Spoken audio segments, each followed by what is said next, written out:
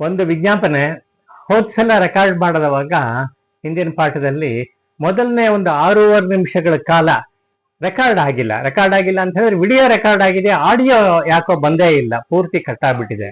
ಹಾಗಾಗಿ ಅದನ್ನ ಪ್ರತ್ಯೇಕವಾಗಿ ಇವತ್ತಿನ ದಿವಸ ವಿಡಿಯೋ ಮತ್ತು ಆಡಿಯೋ ಎರಡು ಸೇರಿಸಿ ಒಂದು 6.5 ನಿಮಿಷ ಕಾಲ ಈಗ ಮಾಡಿದೆ. ಅದನ್ನ ಹಿಂದಿನ ಪಾಠಕ್ಕೆ ಸೇರಿಸ್ಕೊತಾ ಇದ್ದೀನಿ. ಜ್ಞಾನಾನಂದಮಯಂ ದೇವಂ ನಿರ್ಮಲ ಸ್ಫಟಿಕಾಕೃತಿಂ ಆಧಾರಂ ಸರ್ವ ವಿದ್ಯಾನಾಂ ಹಯಗ್ರೀವಮುಪಾಸ್ಮಹೇ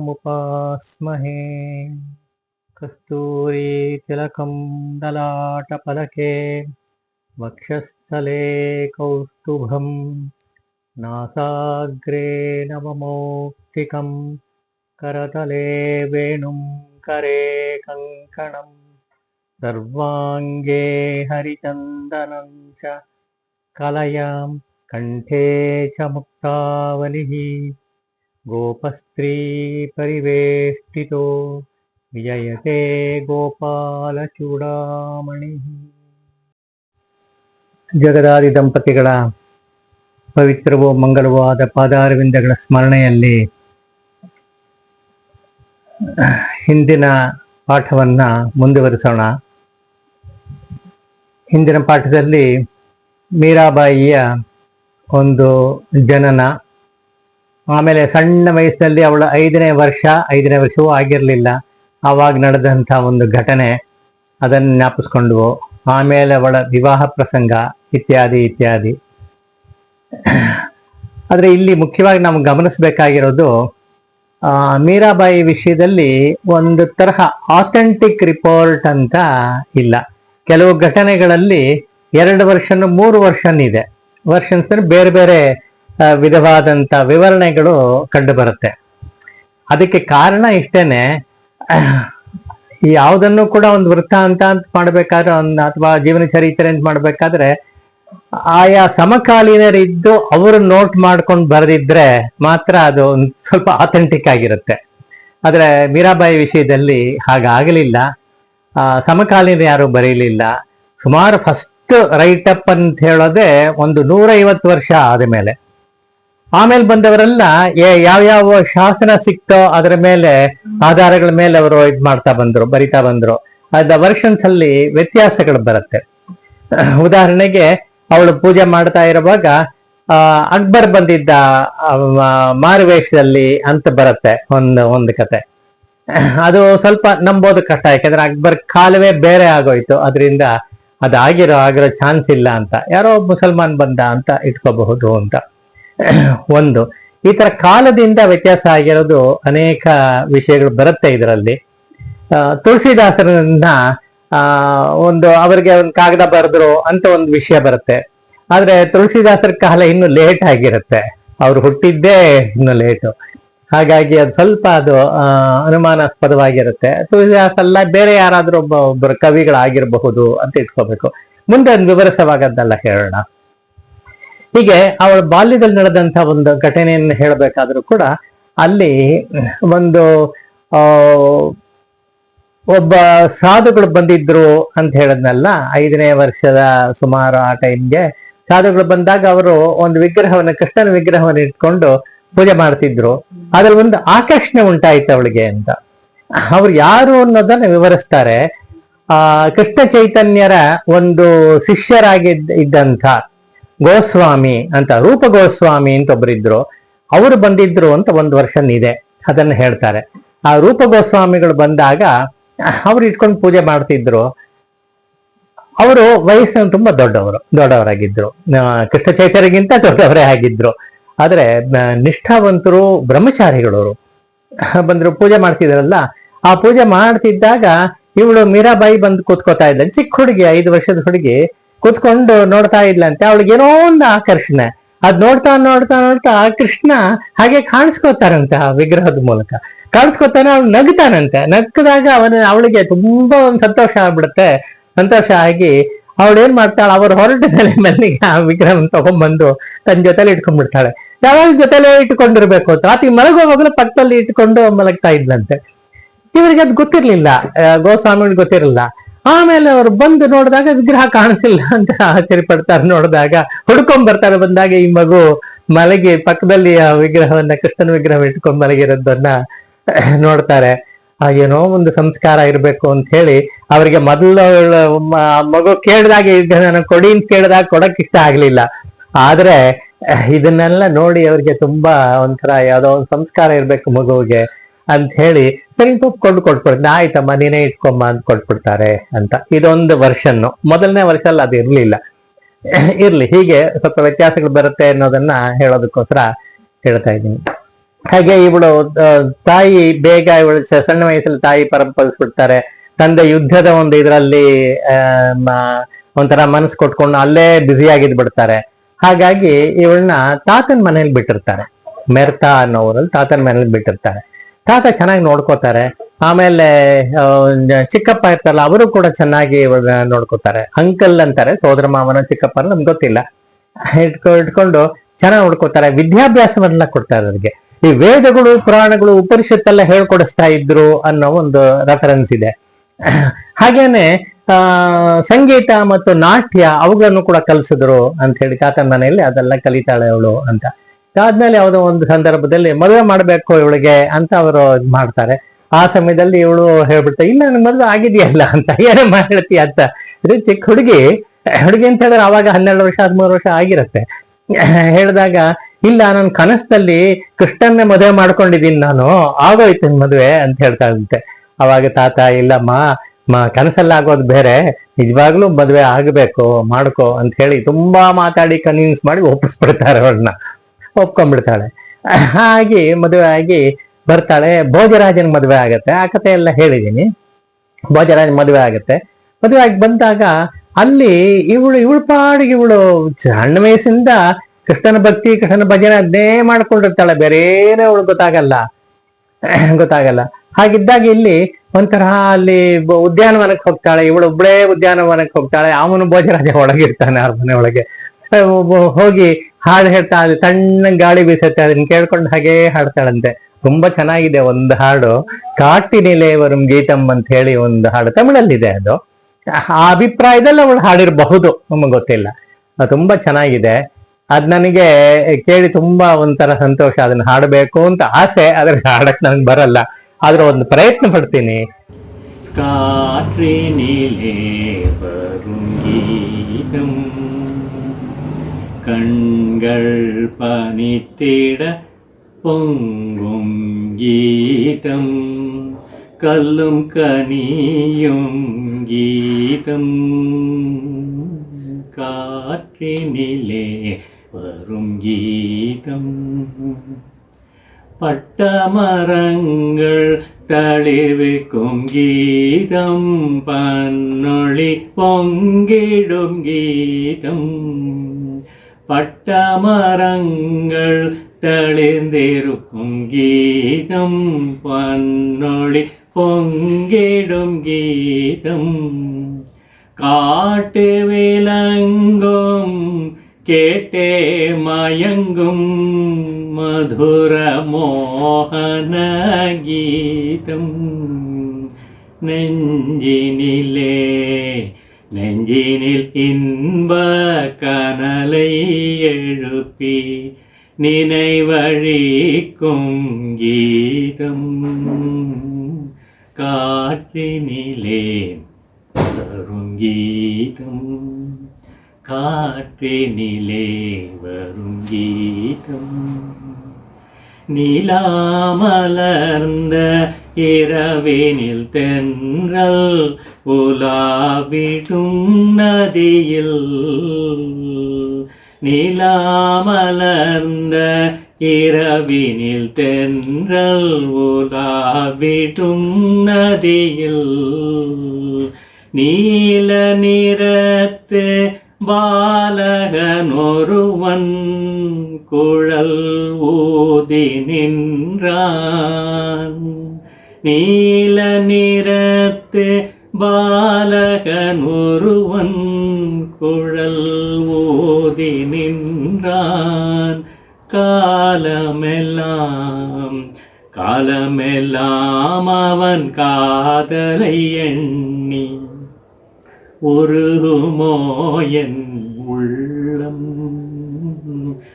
காற்றினிலே வரும் கீதம் ಕಾಟ್ರಿನಿಲೇ ವರುಂ ಗೀತಂ. ಹೀಗೆ ಆ ಗಾಳಿಯಲ್ಲಿ ಬರ್ತಾ ಇರೋ ಕೊಳನಾದವನ್ನು ಆಸ್ವಾದನೆ ಮಾಡ್ತಾ ಇದ್ದಾಳೆ. ಅದರ ಮಹಿಮೆ ಏನು ಅನ್ನೋದನ್ನು ವರ್ಣಿಸುತ್ತೆ. ಇದು ತುಂಬ ವಿಸ್ತಾರಕ್ಕೆ ಹೋಗಲ್ಲ, ನನಗೆ ಬಂದ ರೀತಿಯಲ್ಲಿ ಸ್ವಲ್ಪ ಹೇಳಿದ್ದೀನಿ. ವ್ಯತ್ಯಾಸಗಳಾಗಿದೆ, ಅದನ್ನು ಕ್ಷಮಿಸಬೇಕು ಅಲ್ರು ಅಂತ ವಿಜ್ಞಾಪನೆ ಮಾಡ್ಕೋತೀನಿ. ಹೀಗೆ ಮಾಡಿಕೊಂಡು ಹಾಡು ಹೇಳಿಕೊಂಡು ಅವಳು ಬರ್ತಾ ಇದ್ದಾಳೆ. ಅವಳ ಒಂದು ನಾದಿನಿ ಕಡೆಯಿಂದ ಬರ್ತಾಳೆ, ಅವಳು ಮತ್ತು ಅವಳ ಸಖಿ ಇಬ್ಬರು ಬರ್ತಾರೆ. ಬಂದ್ಬಿಟ್ಟು, ಮೀರಾ ಏನು ಮಾಡ್ತಾ ಇದೆಯಾ ನೀನು? ಈಗ ತಾನೇ ಮದುವೆ ಆಗಿದೆ, ನಿನ್ನ ಪಾಡಿನ ಇಂಡಿಪೆಂಡೆಂಟಾಗಿ ಇದರಲ್ಲಿ ವನದಲ್ಲಿ ಹಾಡು ಹೇಳ್ಕೊಂಡು ಕೃಷ್ಣನ ಜ್ಞಾಪಿಸ್ಕೊಂಡು ಹಾಡು ಹೇಳ್ಕೊಂಡು ಓಡಾಡ್ತಾ ಇದೆಯಲ್ಲ, ಅಲ್ಲಿ ನಮ್ಮ ಅಣ್ಣ ಭೋಜರಾಜ ನಿನ್ನ ಗಂಡ ಹೊರಡಕ್ಕೆ ಕೂತಿದ್ದಾನೆ, ಅವನ ಪಾಡಿಗೆ ಅವ್ನು ಕೂತಿದ್ದಾನೆ, ಏನು ನೀನು ಮಾಡೋ ಕೆಲಸ, ಇದು ತಪ್ಪು ನೀನು ಮಾಡೋದು ಅಂತ ಹೇಳಿ ಚೆನ್ನಾಗಿ ಬೈತಾಳೆ ಅವಳನ್ನು. ಅವಾಗ ಸರಿ ಅಂತ ಹೇಳಿ ಒಳಗೆ ಹೋಗ್ತಾಳೆ, ಇದು ಮಾಡ್ತಾಳೆ. ಆಮೇಲೆ ಮುಂದಕ್ಕೆ ಇವ್ರು ಬೈಯೋದೆಲ್ಲ ಹೋದ್ಸಲ ಪಾಠದಲ್ಲೇ ಗಮನಿಸಿದ್ದೀವಿ. ಅತ್ತೇನೋ ಒಂದು ಸಲ ಬೈತಾರೆ, ಹೀಗೆಲ್ಲ ಮಾಡಬಾರ್ದು, ಈಗ ಮಾಡಬಾರ್ದು, ಯಾವಾಗಲೂ ಕೃಷ್ಣ ಕೃಷ್ಣ ಇದು ಮಾಡ್ತಾ ಇದ್ದರೆ ಆಗಲ್ಲ. ಎರಡು ಕಾರಣ ಹಿಂದೆ ಹೇಳಿದ್ನಲ್ಲ. ಒಂದು, ಕೃಷ್ಣ ಭಕ್ತರೇ ಇವರೆಲ್ಲ, ವಿಷ್ಣು ಭಕ್ತರೇ, ಆದರೂ ಕೂಡ ದುರ್ಗಿಯನ್ನು ಉಪಾಸನೆ ಮಾಡಬೇಕು ಅಂತ ಒಂದು. ಅದಲ್ಲದೆ ಯಾವಾಗಲೂ ಕೃಷ್ಣ ಕೃಷ್ಣ ಅಂತ ಇದು ಮಾಡ್ತಾ ಇರೋದು ಅವ್ರಿಗೆ ಸರಿ ಹೋಗಲ್ಲ, ಬೇರೆ ಕೆಲಸದಲ್ಲೂ ಇದು ಇನ್ವಾಲ್ವ್ ಆಗಬೇಕು ಅಂತಿರುತ್ತೆ. ಇದೆಲ್ಲ ಹೇಳಿ ಅವರು ಹೇಳ್ತಾರೆ, ಇವಳು ಹೇಳ್ತಾಳೆ, ಎಲ್ಲ ಆಗುತ್ತೆ. ಇದು ಒಂಥರ. ಹೀಗಿರುವಾಗ ಒಂದು ಸಲ ಏನಾಗುತ್ತೆ, ಇವರಿಬ್ಬರು ಪ್ರತ್ಯೇಕವಾಗಿ ಇರ್ತಾರೆ. ಇದ್ದಾಗ ಗಂಡ ಹೆಂಡತಿ ಮೀರಾ ಒಂದು ಪ್ರಾರ್ಥನೆ ಮಾಡ್ಕೋತಾಳೆ ಭೋಜರಾಜನಿಗೆ, ನನಗೊಂದು ವರ ಕೊಡಬೇಕು ಅಂತ. ಅಯ್ಯೋ ವರನಾ? ಏನು ವರ ಬೇಕು? ವರ ಅಂತ ನೀನು ಕೇಳೋದು ಹೆಚ್ಚ, ನಾನು ಕೊಡೋದು ಹೆಚ್ಚ? ಹೇಳೋದು ಏನು ಬೇಕಾದ್ರೂ ಕೇಳೋದು, ಸಿದ್ಧವಾಗಿದ್ದೀನಿ ಅಂತ ಪಾಪ ತುಂಬ ಇಷ್ಟಪಟ್ಟೆ ಅವನು ಹೇಳ್ತಾನೆ. ಆವಾಗ ನನಗೊಂದು ದೇವಸ್ಥಾನ ಕಟ್ಕೊಡ್ಬೇಕು ನೀನು ಅಂತ ಕೇಳ್ತಾಳೆ. ಯಾಕೆಂದರೆ ಅಲ್ಲಿವರೆಗೂ ಇವಳು ಅರಬೆರೆ ಒಳಗೆ ಇರ್ತಾಳೆ. ಇವಳು ಒಂದು ಕೊಠಡಿ ಇರುತ್ತೆ, ಅಲ್ಲಿ ವಿಗ್ರಹ ಇಟ್ಕೊಂಡು ಮಾಡ್ತಿರ್ತಾಳೆ.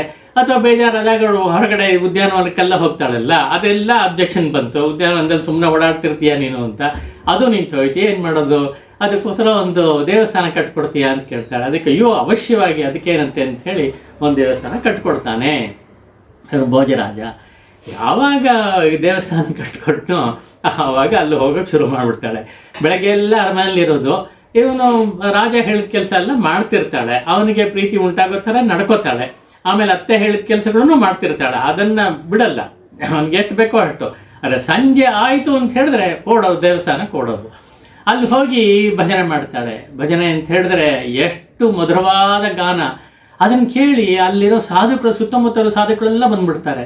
ಯಾವಾಗ ಒಂದು ದಿವಸ ಬರ್ತಾರೋ ಆವಾಗ ಅವ್ರಿಗೆಲ್ಲ ಅಭ್ಯಾಸ ಆಗ್ಬಿಡುತ್ತೆ. ಅಭ್ಯಾಸ ಆಗಿ ನಿತ್ಯವೂ ಇವಳ ಭಜನೆಯನ್ನು ಕೇಳಬೇಕು ಅಂತ ಇಷ್ಟಪಟ್ಟು ಸುಮಾರು ಜನ ಬಂದು ಅಲ್ಲಿ ದೇವಸ್ಥಾನದಲ್ಲಿ ಒಂದು ಸೇರ್ಕೊಂಡ್ಬಿಟ್ಟು ಹೇಳಿದ. ಅವಳು ಎಷ್ಟೋ ಹೊತ್ತು ರಾತ್ರಿ ಎಲ್ಲ ಹೇಳ್ತಾಳೆ, ಕೆಲವು ಸಲ ರಾತ್ರಿ ಪೂರ್ತಿ ಹೇಳ್ತಿರ್ತಾಳೆ. ಅವ್ರುಗಳು ಕೂತ್ಕೊಂಡಿರ್ತಾರೆ. ಸರಿ, ಇದೊಂದು ತರಹ ಅಭ್ಯಾಸ ಆಗೋಯ್ತಲ್ಲ. ನಾನು ಹೋದ ಸಲ ಹೇಳಿದ ಹಾಗೆ ಇದು ತುಂಬ ವ್ಯತ್ಯಾಸವಾಯಿತು ಅಂಥೇಳಿ ಎಲ್ಲರೂ ಇವರು ಅರಮನೆಯೆಲ್ಲ ಫೀಲ್ ಮಾಡ್ತಾರೆ. ಇದು ಆ್ಯಕ್ಚುಲಿ ಇವಳು ರಾಣಿಯಾಗಿರೋವಳು ಹೀಗೆಲ್ಲ ಮಾಡಬಹುದೇ? ಹೀಗೆಲ್ಲ ಮಾಡಬಹುದೇ? ಒಂಥರ ಅವರ ಸಂಪ್ರದಾಯಕ್ಕೆ ವಿರುದ್ಧವಾಗಿದೆ ಇದು. ಏಕೆಂದರೆ ಅಲ್ಲಿ ಹೋಗೋದು, ರಾತ್ರಿ ಹೊತ್ತು ದೇವಸ್ಥಾನಕ್ಕೆ ಹೋಗೋದು, ಸಾಧುಗಳೆಲ್ಲ ಇರ್ತಾರೆ, ಅವ್ರ ಮುಂದೆ ಕೂತ್ಕೊಂಡು ಇವಳನ್ನ ಅರ್ಥ ಮಾಡೋದು, ಹಾಡು ಹೇಳೋದು ಅಂದರೆ ಏನಿದು? ಇದು ಸರಿಯಲ್ಲ ಯಾಕೋ ಅಂಥೇಳಿ ತುಂಬ ಬೈತಾರೆ, ಇದು ಮಾಡ್ತಾರೆ. ಅದಕ್ಕೆ ಭೋಜರಾಜನ ಕೋಪನೂ ಬರುತ್ತೆ ಅಂತ ಹೇಳೋದಲ್ಲ, ಅದೆಲ್ಲ ಇದೆ. ಆದರೆ ಇದನ್ನು ಯಾವುದನ್ನು ಲಕ್ಷ್ಯ ಮಾಡಲ್ಲ. ಅವಳ ಪಾಡುಗಳು ಭಗವಂತನ ಕೊಟ್ಕೋತಾಳೆ. ಇವಳು ಹಾಡು ಹೇಳುವಾಗಲೂ ಅಷ್ಟೇ, ದೇವಸ್ಥಾನಕ್ಕೆ ಹೋಗ್ಬಿಟ್ಟು ವಿಗ್ರಹ ಇರುತ್ತೆ, ವಿಗ್ರಹದ ಮುಂದೆ ಕೂತ್ಕೊಂಡು ಇವಳು ಹೇಳ್ತಿರ್ತಾಳೆ. ನೋಡೋದು ಇವಳು ವಿಗ್ರಹವನ್ನೇ ನೋಡ್ತಿರ್ತಾಳೆ. ವಿಗ್ರಹದಲ್ಲಿರೋ ಕೃಷ್ಣನ್ ನೋಡ್ತಾ ಇರ್ತಾಳೆ ಇವಳು. ಹಿಂದ್ಗಡೆ ಅವರೆಲ್ಲ ಕೂತಿರ್ತಾರೆ ಅಷ್ಟೇ ಹೊರತು ಅವ್ರ ಕಡೆ ಇವಳು ತಿರುಗೋದೇ ಇಲ್ವಂತೆ. ಇವಳು ಪಾಡಿಗಳು ಮುಂದ್ಗಡೆ ನೋಡ್ತಿರ್ತಾರೆ. ಅದರಿಂದ ಅವರ ಅಕ್ಯೂಸೇಷನ್ಸ್ ಏನಿದೆಯೋ ಅದಕ್ಕೆಲ್ಲ ಅಂಥ ಬೆಲೆ ಏನಿಲ್ಲ. ರಾತ್ರಿ ಹೊತ್ತು ಇರ್ತಾಳೆ ಅಂತ ಅಷ್ಟೇ ಹೊರತು ಇವರ ಸಂಪರ್ಕ ಸಾಧುಗಳ ಸಂಪರ್ಕ ಏನಿಟ್ಕೊಂಡಿಲ್ಲ. ಭಗವಂತನ ಸಂಪರ್ಕವೇ ಅವಳು ಇಟ್ಕೊಂಡಿದ್ದು ಅನ್ನೋದನ್ನು ಗಮನಿಸಬೇಕು. ಅದನ್ನು ಹೇಳುವಾಗ ಕೆಲವು ತುಂಬ ಅವಳು ಪೂರ್ತಿ ಮನಸ್ಸು ಕೊಟ್ಕೊಂಡು ಹೇಳ್ತಾಳಲ್ಲ, ಅದು ತುಂಬ ಚೆನ್ನಾಗಿರುತ್ತೆ. ಅದನ್ನು ಒಂದೆರಡು ಹೇಳಕ್ಕೆ ಇಷ್ಟಪಡ್ತೀನಿ. ಅವಳ ಮನಸ್ಸು ಹೇಗಿರುತ್ತೆ ಅನ್ನೋದನ್ನು ನೋಡೋಕ್ಕೋಸ್ಕರ ಅದರಲ್ಲಿ ಅವಳು ಹೇಳೋದನ್ನು ಅದೇ ಭಾಷೆಯಲ್ಲಿ ಹೇಳಿದ್ರೆ, ಹಿಂದಿಯೆಲ್ಲ ಬ್ರಜ ಭಾಷೆ ಅದು ಅಷ್ಟು ಸುಲಭ ನಮ್ಗೆ ಅರ್ಥ ಆಗಲ್ಲ. ಹಿಂದಿ ಗೊತ್ತಿರೋರಿಗೆ ಸ್ವಲ್ಪ ಸ್ವಲ್ಪ ಅದನ್ನು ಇದು ಮಾಡಿಕೊಂಡು ಸ್ವಲ್ಪ ಏನು ವ್ಯತ್ಯಾಸ ಆಗಿದೆ ನೋಡಿ ಮಾಡಬಹುದು. ಆದರೂ ಅದನ್ನು ಇಂಗ್ಲೀಷ್ ಟ್ರಾನ್ಸ್ಲೇಷನ್ ಇದೆ, ಅದು ತುಂಬ ಚೆನ್ನಾಗಿದೆ. ಅದನ್ನು ಹೇಳಿದ್ರೆ ಒಂದು ಐಡಿಯಾ ಬರುತ್ತೆ ನಮಗೆ, ಅದಕ್ಕೋಸ್ಕರ ಅದನ್ನು ಹೇಳ್ತೀನಿ. ಅವಳು ಅನೇಕ ಇದೆ ಈ ತರಹ.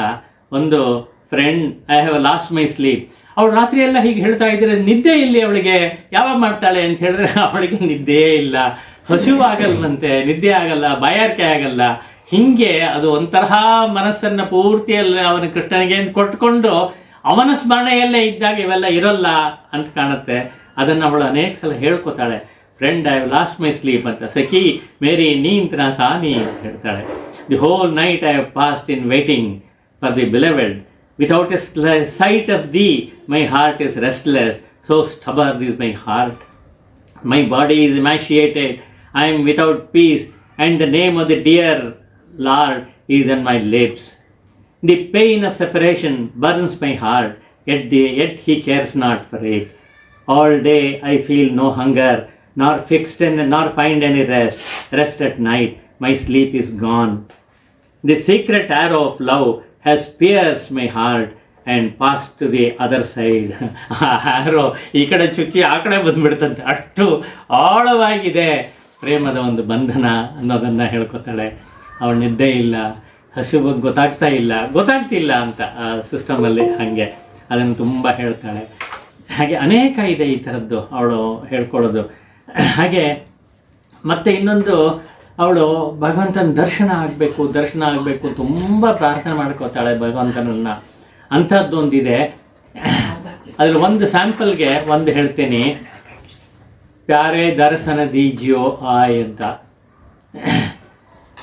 ತುಮ ಬಿನ ರಹ್ಯೋ ನ ಜಾಯ್ ಅಂತ. ಅದ್ರಲ್ಲಿ ಏನಂತ ಹೇಳಿದ್ರೆ, dear one, come and bestow thy vision on me. Without thee oh love I cannot be. ನಾನು ಬದುಕಕ್ಕೆ ಆಗಲ್ಲ ಇಲ್ಲದೆ ಇದ್ದರೆ, ನಿನ್ನ ದರ್ಶನ ಇಲ್ಲದೆ ಇದ್ದರೆ ಅಂತ ಹೇಳ್ತಾಳೆ. As the lotus without water, ಉದಾಹರಣೆ ಕೊಡ್ತಾಳೆ ನೋಡಿ. As the lotus without water, as the night without moon, so do I thy maid feel without the. Troubled and distracted I move about night and day long. ನಾನು ತನ್ನನ್ನು made ಅಂತ ಕರ್ಕೋತಾಳೆ. Made ಅಂದರೆ servant, ದಾಸಿ ಅನ್ನೋ ಅರ್ಥದಲ್ಲೇ ಅವಳು ಯಾವಾಗಲೂ ಭಗವಂತನಿಗೆ ದಾಸಿಯಾಗಿದ್ದೀನಿ ನಾನು ಅಂತಲೇ ಹೇಳ್ಕೊತಾಳೆ. ನೀನು ದಾಸಿಪ್ಪ ಅಂತ ಹೇಳ್ಕೊತಾಳೆ. While the pangs of separation gnawed the heart, the days pass without hunger and the nights go without sleep. ಇದನ್ನು ಮತ್ತೆ ಅವಳು ಹೇಳ್ತಾಳೆ. Come soothe this burning heart, come be kind and meet me O my master. Meera thy dasi of ages, my maid of ages. Ages ಅಂದರೆ ಜನ್ಮಾಂತರದಲ್ಲೂ ನಾನು ನಿನಗೆ ಆಳಾಗಿದ್ದೀನಿ, ದಾಸಿಯಾಗಿದ್ದೀನಿ ಅಂತ ಹೇಳ್ಕೊತಾಳೆ. In supplication falls at thy feet ಅಂತ ಹೇಳ್ತಾಳೆ. ಅದನ್ನು ಒಂದು ಸಲ ಈಗ ಆ ಭಜನೆಯಲ್ಲೇ ಕೇಳೋಣ ಫಸ್ಟ್.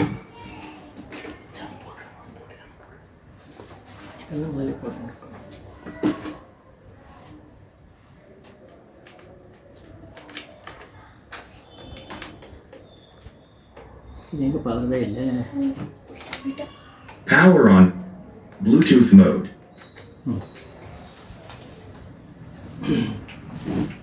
प्यारे दर्शन दीजियो आय.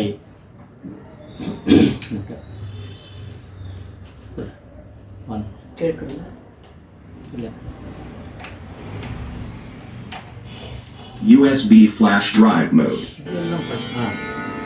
ಕೇಳಿ ಇದನ್ನ.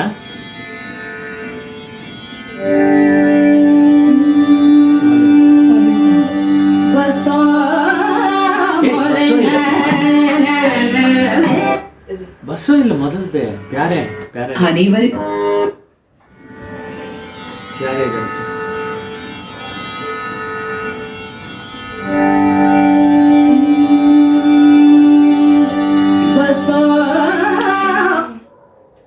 அனைவருக்கும்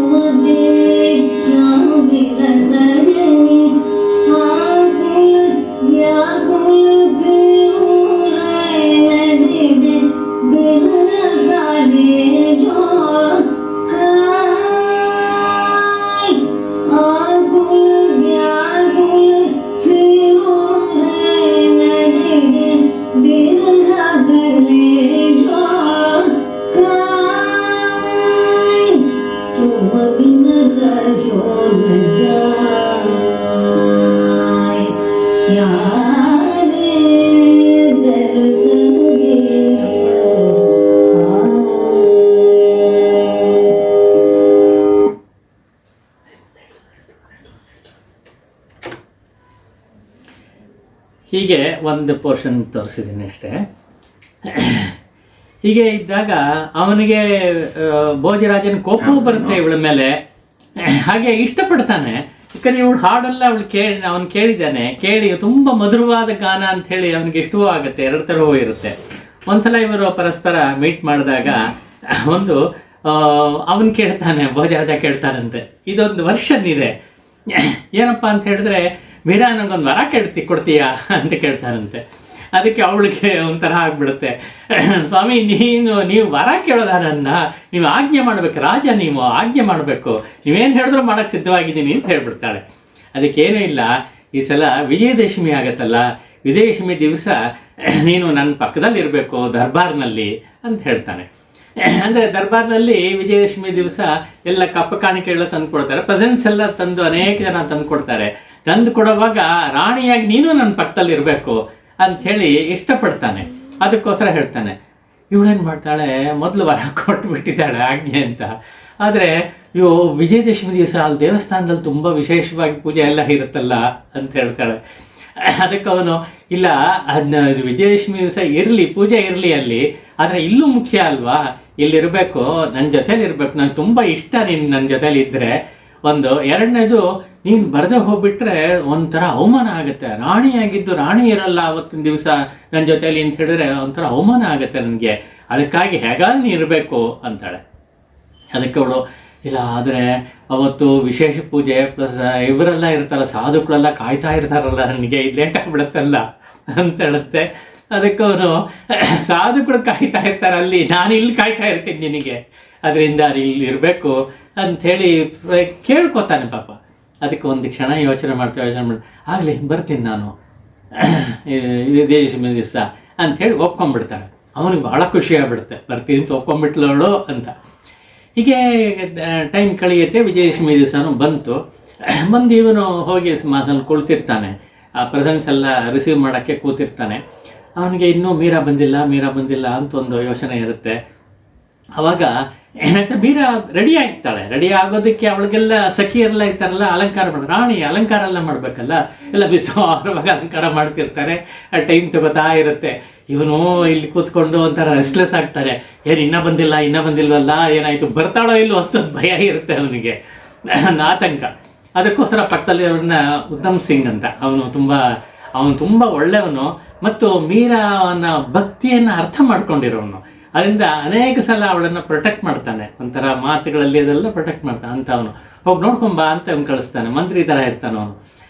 ಆವಾಗ ಅವನು ಹೇಳ್ತಾನೆ, ಇಲ್ಲ ಹೆಂಗಸರು ಗೊತ್ತಲ್ಲ ಮಹಾರಾಜರು ನಿಮಗೆ, ಅವರು ತುಂಬ ಲೇಟ್ ಮಾಡ್ತಾರೆ ಅಲಂಕಾರ ಮಾಡ್ಕೊಳಕ್ಕೆಲ್ಲ, ಹಾಗೆ ಅವಳು ಮಾಡ್ಕೊಂಡಿರ್ಬೇಕು, ಬಂದ್ಬಿಡ್ತಾಳೆ ಅಂತ ಆಳನ್ನ ಕಳಿಸಿರ್ತಾನೆ, ನೋಡ್ಕೊಂಬಾ ಬೇಗ ಬರಲಿ ಅಂತ ಹೇಳ್ಬಿಟ್ಟು ಇಲ್ಲಿ ರಾಜನ ಸಮಾಧಾನ ಮಾಡ್ತಾ ಇರ್ತಾನೆ. ಹೀಗೆ ಅದಕ್ಕೆ ಆಯಿತು, ಅವಳು ಎಲ್ಲ ರೆಡಿ ಆಗ್ಬಿಟ್ಟು ಬರ್ತಾ ಇದ್ದಾಳೆ. ಬರೋವಾಗ ಅವಳು ಕೊಠಡಿಯಿಂದ ಎಲ್ಲಿ ಬರಬೇಕು, ಸುಮಾರು ದೂರ ಆಗುತ್ತೆ, ಅರಮನೆ ಅದು. ಬರ್ತಾ ಇರುವಾಗ ಎರಡು ಕಡೆಯಿಂದಲೂ ಜನಗಳು ಪುಷ್ಪಾಂಜಲಿ ಎರಚ್ತಾ ಇರ್ತಾಳೆ. ಪುಷ್ಪಮಾಲಿಕೆ ಮೇಲಿಂದ ಎರಚೋದು, ಸೈಡಿಂದ ಹಾಕೋದು, ಎರಡು ಕಡೆಯಿಂದಲೂ ಅದು ಹಾಕ್ತಾ ಇದ್ರೆ ಹಾಗೇ ನಡ್ಕೊಂಡು ನಿಧಾನವಾಗಿ ಗಂಭೀರವಾಗಿ ನಡ್ಕೊಂಡ್ಬರ್ತಾ ಇದ್ದಾಳೆ. ರಾಣಿ ಅಂತ ನಡ್ಕೊಂಡ್ಬರ್ತಾ ಇದ್ದಾಳೆ ಅಂತ ಹೇಳೋದಕ್ಕಿಂತ ಅವಳು ಒಳಗಡೆ ಅವನ ಮಹಾರಾಜನನ್ನು ಅಂದರೆ ಕೃಷ್ಣ ಪ್ರಭುವನ್ನು ಜ್ಞಾಪಿಸ್ಕೊಂಡು ಹಾಗೇ ನಡ್ಕೊಂಡ್ಬರ್ತಾ ಇದ್ದಾಳೆ. ಎಲ್ಲ ಪುಷ್ಪಾಂಜಲಿ ಸುರಿತಾ ಇದ್ದಾರೆ ಮೇಲೆ. ಒಟ್ಟಾಗಿ ಏನು ಅನ್ನಿಸ್ತೋ ಗೊತ್ತಿಲ್ಲ, ಇನ್ನೇನು ಸಭಾ ಮಂಟಪಕ್ಕೆ ಬರಬೇಕು ಅನ್ನೋ ಸಮಯದಲ್ಲಿ ಅವಳಿಗೆ ಏನು ಅನ್ನಿಸ್ತೋ ಗೊತ್ತಿಲ್ಲ, ಕೃಷ್ಣ ಜ್ಞಾಪಕ ಬಂದು ಸರ್ರನ್ನು ತಿರುಗಿಬಿಟ್ಟು ಓಡ್ಬಿಡ್ತಾಳೆ. ಎಲ್ಲಿ ದೇವಸ್ಥಾನಕ್ಕೆ ಓಡ್ಬಿಡ್ತಾಳೆ. ಇಲ್ಲಿ ಬರಲೇ ಇಲ್ಲ. ಅವನಿಗೆ ಏನಾಯ್ತು ಅಂತ ಕೇಳ್ತಾನೆ. ಎಲ್ಲ ಹೇಳ್ತಾರೆ, ಇಲ್ಲ ಬಂದಿದ್ಲು, ಇಲ್ಲಿವರೆಗೂ ಬಂದು ವಾಪಸ್ ಓಡೋಗ್ಬಿಟ್ಲು ಅವಳು ಅಂತ. ಹೋಗಿ ನೋಡಿದ್ರೆ ಅಲ್ಲಿ ದೇವಸ್ಥಾನಕ್ಕೆ ಹೋಗ್ಬಿಟ್ಟಿದ್ದಾಳೆ. ಅಲ್ಲಿ ಹೋಗ್ತಾನೇ ಅಲ್ಲಿ ಹಾಡು ಹೇಳ್ಕೊಂಡು ಹೋಗ್ತಾ ಇದ್ದಾಳೆ. ಅಲ್ಲಿ ಭಜನೆ ಪ್ರಾರಂಭ ಆಗೋಯ್ತು. ಅಲ್ಲಿಗೆ ವಿಜಯದಶಮಿ ದಿವಸ ತಡ್ಕೊಳಕ್ಕಾಗಲಿಲ್ಲ ಅಂತ ಕಾಣುತ್ತೆ. ಅವಳು ಜೋರಾಗಿ ಅಲ್ಲಿ ಹೋಗ್ಬಿಟ್ಟು ಹಾಡಕ್ಕೆ ಶುರು ಮಾಡಿದ್ದಾಳೆ. ನರ್ತನ ಮಾಡೋದೇನೋ ಎಲ್ಲ ಇದೆ. ಕೊನೆಗೆ ಎಲ್ಲ ಆದಮೇಲೆ ಒಂದು ಎಕ್ಸ್ಟ್ಯಾಟಿಕ್ ಪಿಚ್ಚಿಗೆ ಹೋದಾಗ ತಾನಾಗಿ ಹಾಗೆ ಬಿದ್ದೇ ಬಿಡ್ತಾಳೆ. ಅದೊಂಥರ ಹಿಂದೆ ಹೇಳಿದಾಗೆ ಒಂಥರ ಭಾವ ಸಮಾಧಿ ಅದು. ಅದನ್ನು ಸಮಾಧಿ ಹತ್ತು ಬಿಡ್ತಾಳೆ. ಅವಳನ್ನ ದರ್ಶನ ಆಗತ್ತೆ. ಅವಳಿಗೆ ದರ್ಶನ ಆಗಬೇಕು ಪ್ರಾರ್ಥನೆ ಮಾಡ್ಕೊಳ್ಳೋದು ಒಂದು ಕಡೆ ಇದ್ದರೆ ದರ್ಶನ ಕೊಡ್ತಾನೆ ಭಗವಂತ. ಹೀಗೆಲ್ಲ ಮಾಡ್ತಿರ್ತಾಳೆ. ಕೊನೆಗೆ ಇವನಿಗೆ ತುಂಬ ಬೇಸರ ಆಗುತ್ತೆ, ಅಯ್ಯೋ ಹೀಗಾಯ್ತಲ್ಲ ಅಂತ. ಅವಂತ ತಡ್ಕೋತಾನೆ, ಬಂದಮೇಲೆ ಬೈತಾನೆ, ಇದು ಮಾಡ್ತಾನೆ, ಎಲ್ಲ ಆಗತ್ತೆ. ಆಯಿತು. ಆ ಸಂದರ್ಭದಲ್ಲೋ ಅಥವಾ ಮತ್ತೊಂದು ಸಂದರ್ಭದಲ್ಲೋ ಏನಾಗುತ್ತೆ, ಅಕ್ಬರ್ ಪ್ರಸಂಗ ಹೇಳಿದ್ನಲ್ಲ ಹೋದ್ಸಲ, ಅಕ್ಬರ್ ಅನ್ನೋದನ್ನು ನಾನು ಡೈರೆಕ್ಟಾಗಿ ಒಪ್ಪಕ್ಕೆ ರೆಡಿ ಇಲ್ಲ. ಏಕೆಂದರೆ ಅಕ್ಬರ್ ಕಾಲ ಇನ್ನು ಸ್ವಲ್ಪ ಲೇಟಾಗಿ ಆಯಿತು, ಅದು ಈ ಸಂದರ್ಭದಲ್ಲಿ ಆಗಿರೋ ಚಾನ್ಸ್ ಇಲ್ಲ. ಇನ್ಯಾರೋ ಮುಸಲ್ಮಾನ್ ಇರಬಹುದು ಅಂತ ಹೇಳಿದ್ನಲ್ಲ, ಆ ತರಹ ಬಂದಿದ್ದು ಒಂದು ಸಂದರ್ಭ ಇದೆ. ಬಂದಿರ್ತಾನೆ, ಆ ಕಥೆ ಎಲ್ಲ ಇದಾಯಿತು. ಅವನು ಬಂದು ಮಾರುವೇಷದಲ್ಲಿ ಬಂದಿರ್ತಾನೆ, ಒಂಥರ ಇದು ಸಾಧು ತರಹ ಹಾಕ್ಕೊಂಬಂದಿರ್ತಾನೆ. ಎಲ್ಲ ಆಗಿ ತುಂಬ ಚೆನ್ನಾಗಿ ಹಾಡ್ತಾಳೆ. ಅವನಿಗೆ ಎಷ್ಟು ಒಂಥರ ಕಣ್ಣಲ್ಲಿ ನೀರು ಬರೋ ಹಾಗಾಗತ್ತೆ. ಸಾಧುಗಳೆಲ್ಲ ಹಾಗೆ ತುಂಬ ಚೆನ್ನಾಗಿ ಎಂಜಾಯ್ ಮಾಡ್ತಾನೆ, ಅವನು ಸಂತೋಷ ಪಡ್ತಾನೆ. ಅವಳ ಹಾಡನ್ನು ಕೇಳಬೇಕು, ಯಾಕೆಂದರೆ ಅವ್ರ ಹಾಡು ಹೇಳಿ ಒಂಥರ ಮುಳುಗಿ ಹೇಳಿದಾಗ ಕೃಷ್ಣನೇ ಎದುರುಗಡೆ ಅವಳು ಕಾಣಿಸ್ಕೋತಾನೆ. ಅದರಿಂದ ದೇವರನ್ನ ಎದುರುಗಡೆ ನೋಡಬಹುದು ಅಂತ ಇವ್ರಿಗೇನು ಕಾಣಿಸಲ್ಲ, ಆದರೆ ಅವಳು ಕಾಣಿಸೋದನ್ನು ನೋಡಬೇಕು ಅಂತ ಹೇಳಿ ಬರ್ತಾರೆ ಪಾಪ ಎಲ್ಲ ಸಾಧುಗಳು. ಇವನು ಹಾಗೆ ಬಂದಿರ್ತಾನೆ. ಬಂದೆಲ್ಲ ಆದಮೇಲೆ ತುಂಬ ಸಂತೋಷ ಆಗಿಬಿಟ್ಟು ಅವನು ಒಂದು ನೆಕ್ಲೆಸನ್ನು ಕೊಡ್ತಾನೆ ಅಂತ ಹೋದ್ಸಲ ಕೇಳಿದ್ವಲ್ಲ. ಅವಳು ಅದನ್ನು ತಗೊಳಕ್ಕೆ ಇಷ್ಟಪಡಲಿಲ್ಲ. ನೆಕ್ಲೆಸ್ ಬೇಡ ನನಗೆ ಅವನೊಬ್ಬ ಇದ್ರೆ ಸಾಕು, ಇನ್ಯಾವ ಪದಾರ್ಥ ಮೇಲೆ ನನಗೆ ಆಸೆ ಇಲ್ಲ, ಬೇಡ ಬೇಡ ಅಂತೆಲ್ಲ ಹೇಳ್ತಾಳೆ. ಆಯಿತು. ಆದರೆ ಅವನು ಕೇಳಲ್ಲ, ನಾನು ಕೃಷ್ಣನಿಗೆ ಕೊಡ್ತೀನಿ ಅಂತ ಹೇಳ್ತಾನೆ. ಕೃಷ್ಣನಿಗೆ ತಾನೆ, ಹಾಗಾದ್ರೆ ಸರಿ ಅಂತ ಹೇಳಿ ಅವಳು ಬೇಡ ಅಂತ ಹೇಳೋ ಹಾಗಿಲ್ಲ, ಒಪ್ಕೊಂಡ್ಬಿಡ್ತಾಳೆ. ಅವನ ಕೃಷ್ಣನಿಗೆ ಅವನು ಕೊಟ್ಬಿಟ್ಟು ಹೋಗ್ತಾನೆ. ಕೊಟ್ಬಿಟ್ಟು ಹೊರಗಡೆ ಬಂದಾಗ ಹಿಂದ್ಗಡೆಯಿಂದ ಕೆಲವು ಸಾಧುಗಳು ಸರಿ, ಮತ್ತು ಇವರು ಸ್ಪೈಗಳು ಇರ್ತಾರೆ ಅಲ್ಲಿ. ಏನಾಗುತ್ತೆ ನೋಡೋದಕ್ಕೋಸ್ಕರ, ಯಾಕೆಂದರೆ ಅದೆಲ್ಲ ತುಂಬ ರಾಜನ ಕೆಲಸ ಆಗಿರುತ್ತೆ. ಅವ್ರು ನೋಡ್ತಾ ಇರ್ತಾರೆ. ಅವ್ರಿಗೆ ಡೌಟು, ಇದೇನು ಸಾಧುವಾಗಿ ವೇಷ ಹಾಕ್ಕೊಂಬರ್ತಾರೆ, ಒಂದು ನೆಕ್ಲೆಸ್ ಕೊಡ್ತಾರೆ, ನೆಕ್ಲೆಸ್ ಪಳ ಅಂತಿರುತ್ತೆ. ಅದು ಇವನು ರಾಜ ಕೊಡ್ಬೇಕಾದ್ರೆ ಹಿಂಗೆ ಕಡಿಮೆನಾ ಆಗಿರುತ್ತೆ. ಅದರಿಂದ ಇವರು ಹಿಂಗೆ ಬರುತ್ತೆ, ಅದರಿಂದ ಇವರು ಸಾಧುಗಳಲ್ಲ, ಏನೋ ಇರೋದೇ ವಿಷಯ ಅಂಥೇಳಿ ಹೊರಗಡೆ ಹೋಗಿ ನಿಂತ್ಕೊಂಡು ಕಾಯ್ತಾ ಇರ್ತಾರೆ. ಇವರು ಹೊರಗೆ ಬರ್ತಾರೆ, ಮುಸಲ್ಮಾನ ಮತ್ತು ಅವನ ಜೊತೆಲಿ ಅಕ್ಬರು ತಾನ್ಸೇನ್ ಅಂತಲೇ ಇಟ್ಕೊಳ್ಳೋಣ, ಕತೆ ಪ್ರಕಾರ ಹಾಗೆ ಇದೆ. ಅದರಿಂದ ಅವರು ಬರ್ತಾರೆ. ಬಂದ ತಕ್ಷಣ ಹಿಡಿದ್ಬಿಡ್ತಾರೆ. ಹಿಡಿದ್ಬಿಟ್ಟು ನೀವು ಯಾರು ಅಂತೆಲ್ಲ ಕೇಳ್ತಾರೆ. ಅದಕ್ಕೆ ಏನು ನಾವು ಸಾಧುಗಳಪ್ಪ ಬಂದಿದ್ದೀವಿ, ಕೇಳಕ್ಕೆ ಬಂದಿದ್ದೀವಿ ಅಂತೆಲ್ಲ ಹೇಳ್ತಾರೆ. ಇಲ್ಲ ನಂಬಲ್ಲ ಅಂಥೇಳಿ ಇಬ್ರಿಗೂ ಫೈಟಿಂಗ್ ಶುರು ಆಗ್ಬಿಡುತ್ತೆ. ಅವರಿಬ್ಬರು ಇಬ್ಬರು ಲಠಾಪಟಿ ಆಗ್ಬಿಡುತ್ತೆ. ಎಷ್ಟು ಆದರೆ ಅವನು ರಾಜ, ಚೆನ್ನಾಗಿ ಗೊತ್ತು, ಅವನಿಗೆ ಯುದ್ಧ ಮಾಡೋಕ್ಕೆ ಗೊತ್ತು. ಇವರು ಸೈನಿಕರು, ಇವ್ರಿಗೂ ಯುದ್ಧ ಮಾಡೋಕ್ಕೆ ಗೊತ್ತು. ಇಬ್ಬರು ಒಂಥರ ಫಿಸ್ಟ್ ಫೈಟಿಂಗ್ ಆಗಿಬಿಡುತ್ತೆ. ರೆಸಲಿಂಗ್ ಅಂತ ಹೇಳ್ತಲ್ಲ, ಹಾಗಾಗುತ್ತೆ. ಕೊನೆಗೆ ಅವ್ರು ತಪ್ಪಿಸ್ಕೊಳ್ಳೋಕೆ ಗೊತ್ತಿದೆ. ಚಕ್ ಅಂತ ಯಾವುದೋ ಒಂದು ಮೊಮೆಂಟಲ್ಲಿ ತಪ್ಪಿಸ್ಕೊಂಡು ಓಡ್ಬಿಡ್ತಾನೆ. ಓಡೋಗಿ ಅವರಿಬ್ಬರು ಓಡ್ಬಿಡ್ತಾರೆ. ತಾನ್ಸೇನ್ ಮತ್ತು ಅಕ್ಬರ್ ಇಬ್ಬರು ಓಡಿಬಿಟ್ಟು ಅಲ್ಲಿ ಕುದುರೆ ನಿಲ್ಲಿಸಿರ್ತಾರೆ. ಕುದುರೆ ಮೇಲೆ ಹತ್ಕೊಂಡು ಹೊರಟೋಗ್ತಾರೆ. ಅವರು ಹೋಗೋವಾಗ ಏನಾಗುತ್ತೆ, ಇಲ್ಲಿ ಯುದ್ಧ ಮಾಡೋವಾಗ, ಈ ಜಗಳ ಆಡೋವಾಗ ಏನಾಗುತ್ತೆ, ಅವನದೊಂದು ಪದಾರ್ಥ ಕೆಳಗೆ ಬಿದ್ದು ಹೋಗುತ್ತೆ. ಅವನು ಅದನ್ನು ಗಮನಿಸಿ ಎಲ್ಲ ಪಾಪ ಹೊರಟೋಗ್ತಾರೆ ಅವನು. ಆವಾಗ ಇವರುಗಳು ಬಂದು ಅರೆ ಏನೋ ಒಂದು ಬಿದ್ದಿದೆಯಲ್ಲ ಅಂಥೇಳಿ ನೋಡಿದ್ರೆ ಮುಸಲ್ಮಾನರ ಚಿಹ್ನೆ ಒಂದು ಸಿಕ್ಬಿಡುತ್ತೆ ಅವರಿಗೆ. ಓಹೋ, ನಾನು ಗೆಸ್ ಮಾಡಿರ್ತೀನಿ. ಅವನಿಗೆ ಏನೋ ಅನುಮಾನ ಇರುತ್ತೆ, ಯಾರೋ ಮುಸಲ್ಮಾನರು ಇವರು ಬಂದಿದ್ದಾರೆ. ಯಾಕೆಂದರೆ ಎಲ್ಲೋ ಗಮನಿಸಿರ್ತಾನೆ. ಅವ್ರು ಏನು ಇದು ಮಾಡಿ ಮುಚ್ಚಕ್ಕೆ ಹೋದರೂ ಕೂಡ ಅವರು ಇದರಲ್ಲಿ ಬಾಡಿ ಲ್ಯಾಂಗ್ವೇಜಲ್ಲಿ ಗೊತ್ತಾಗ್ಬಿಡುತ್ತೆ ಅಂತ ಕಾಣುತ್ತೆ. ಅವನ್ನೆಲ್ಲ ಗಮನಿಸಿರ್ತಾನೆ. ಸ್ಪೈಗಳು ತುಂಬ ಚೆನ್ನಾಗಿ ಇದು ಮಾಡ್ತಾ ಇರೋದಲ್ಲ. ಆವಾಗ ನೋಡ್ಬಿಟ್ಟು ನಾನು ಗೆಸ್ ಮಾಡಿ ಸರಿಯಾಗಿದೆ, ಮುಸಲ್ಮಾನ ಇವನು ಅಂಥೇಳಿ ಹೋಗಿ ರಾಜನಿಗೆ ರಿಪೋರ್ಟ್ ಮಾಡಿಬಿಡ್ತಾನೆ. ಹೋಯಿತು. ರಾಜನಿಗೆ ಸಿಕ್ಕಾಪಟ್ಟೆ ಕೋಪ ಬಂದ್ಬಿಡುತ್ತೆ. ಏನು ಮೀರಾ ಹೀಗೆ ಮಾಡ್ತಾಳಲ್ಲ, ಎಂಥ ಬದ್ಧ ವೈರಿಗಳು ಮುಸಲ್ಮಾನರು ಅಂತ ಹೇಳಿ ರಾಜಪುತ್ರರಿಗೆ ಬದ್ಧ ವೈರಿಗಳು. ಹಾಗಿದ್ದಾಗ ಅವನು ಮುಸಲ್ಮಾನ ಬಂದ್ಬಿಟ್ಟ, ನಮ್ಮ ದೇಶಕ್ಕೆ ಬರೋದು ಅಂತ ದೊಡ್ಡ ವಿಷಯ ಅಲ್ಲ. ದೇಶಕ್ಕೆ ಬಂದು ಹಾಗೆ ಪ್ರಾಣ ಕಳ್ಕೊಳ್ಳದೆ ಹೋಗಿದ್ದಾನಲ್ಲ ಅವನು ಪ್ರಾಣ ತೆಗೆದುಬಿಡ್ಬೇಕಾಗಿತ್ತು. ನಾವು ಹಿಂದೆ ತಪ್ಪಿಸ್ಕೊಂಡು ಹೋಗ್ಬಿಟ್ರಲ್ಲ ಅಂತ ಅದು ಕೋಪ. ಎರಡನೇದಾಗಿ ಮೀರಾ ಇದಕ್ಕೊಂದು ದಾರಿ ಮಾಡಿಕೊಟ್ಬಿಟ್ಲು. ಅವ್ರನ್ನ ಕರೆದು ಬಿಟ್ಲು. ಅವರು ಒಳಗೆ ಬರೋ ಹಾಗೆ ಮಾಡಿಬಿಟ್ಲು. ಒಳಗೆ ಅಂತ ಹೇಳಿದ್ರೆ ರಾಜ್ಯಕ್ಕೆ ಬರೋದಷ್ಟೇ ಅಲ್ಲ, ದೇವಸ್ಥಾನದ ಒಳಗಡೆ ಬಂದ್ಬಿಟ್ಟಲ್ಲ ಮುಸಲ್ಮಾನ, ಹಿಂಗಾಗೋಯ್ತಲ್ಲ ಅಂಥೇಳಿ ತುಂಬ ಕೋಪ ಬರುತ್ತೆ ಅವನಿಗೆ. ಅದಕ್ಕೆ ಏನು ಮಾಡ್ದ ಅಂತ ಹೋದ್ಸಲ ಒಂದು ವರ್ಷನ್ ಹೇಳಿದ್ವಲ್ಲ, ಈ ಸಲ ಬೇರೆ ಇನ್ನೊಂದು ವರ್ಷನ್ ಇದೆ. ಅದಕ್ಕೋಸ್ಕರ ಇಷ್ಟು ಬ್ಯಾಕ್ಗ್ರೌಂಡ್ ಕೊಟ್ಟೆ. ಈಗೇನು ಮಾಡ್ತಾನೆ ಅವನು, ಹೀಗಾಯ್ತಲ್ಲ ತುಂಬ ವ್ಯಥೆ ಪಡ್ತಿರ್ತಾನೆ. ಅವನಿಗೆ ಕೆಲವು ಅಡ್ವೈಸರ್ಸ್ ಇರ್ತಾರೆ, ಅಡ್ವೈಸರ್ಸ್ ಅಂತ, ಒಳ್ಳೆ ಇದನ್ನು ಹೇಳೋರಲ್ಲ. ಅವ್ರೇನು ಮಾಡ್ತಾರೆ, ಕೆಲವರು ಹೋಗಿ ಅವನಿಗೆ ವಿಚಿಸ್ತಾರೆ. ನೋಡು, ಹೀಗೆ ಮಾಡಿದೆಯಲ್ಲ, ಮೀರಾನ್ನೇ ಹೀಗೆ ಮಾಡ್ತಾ ಇದ್ದಾಳೆ, ಮುಸಲ್ಮಾನರ ಒಳಗೆ ಬಿಟ್ಬಿಡ್ತಾಳೆ, ಆಮೇಲೆ ನೀವು ಕರೆದ್ರೂ ಬರಲ್ಲ, ಇಲ್ಲಿ ಕೂತ್ಕೊಂಡಿರ್ತಾಳೆ ಯಾವಾಗಲೂ ಅಂತೆಲ್ಲ ಚುಚ್ಕೊಡ್ತಾರೆ. ಚುಚ್ಕೊಟ್ಬಿಟ್ಟು ಎಲ್ಲ ಸಂಚು ಅವ್ನು ಏನು ಹೇಳ್ತಾರೆ, ಅಡ್ವೈಸ್ ಏನು ಮಾಡ್ತಾರೆ ಅಂತ ಹೇಳಿದ್ರೆ, ನೋಡು ರಾಜ, ಈಗ ಅವರು ಇರೋದರಿಂದ, ದೇವಸ್ಥಾನ ಇರೋದರಿಂದ ಹೀಗೆಲ್ಲ ಆಗ್ತಾ ಇದೆ. ಅದನ್ನು ಏನು ಮಾಡಬೇಕು, ಈ ಥರ ಆಗಬಾರ್ದು ಅಂತಿದ್ದರೆ ಆ ದೇವಸ್ಥಾನ ಒಡೆದಾಕ್ಬಿಡು ಅಂತ. ಎಂಥ ದುಷ್ಟವಾದ ಒಂದು ಇದು ಸಲಹೆ ಕೊಡ್ತಾರೆ ಅವರು ಅಂಥೇಳಿ, ದೇವಸ್ಥಾನ ಒಡೆದಾಕ್ಬಿಡು, ಆವಾಗ ಮೀರಾ ಹೀಗೆಲ್ಲ ಮಾಡೋಕ್ಕಾಗಲ್ಲ ಅಂಥೇಳಿ ಸಜೆಷನ್ ಕೊಡ್ತಾರೆ. ಆವಾಗ ಸಾಧಕರೆಲ್ಲ ಒಳಗೆ ಬರಲ್ಲ, ಇದಾಗತ್ತೆ ಅಂತ. ಅವನಿಗೆ ಒಂದು ಕ್ಷಣ ಹೌದು ಸರಿ ಅಂತ ಅನ್ಸತ್ತೆ. ಅದಕ್ಕೆ ಕಮಾಂಡ್ ಕೊಟ್ಬಿಡ್ತಾನೆ, ಆರ್ಡರ್ ಕೊಟ್ಬಿಡ್ತಾನೆ, ಆಯಿತು ದೇವಸ್ಥಾನ ಒಡೆದಾಕಿ ಅಂತ ಹೇಳ್ಬಿಡ್ತಾನೆ. ಆವಾಗ ಬೀರಂಗಿಗಳಿರುತ್ತಂತೆ.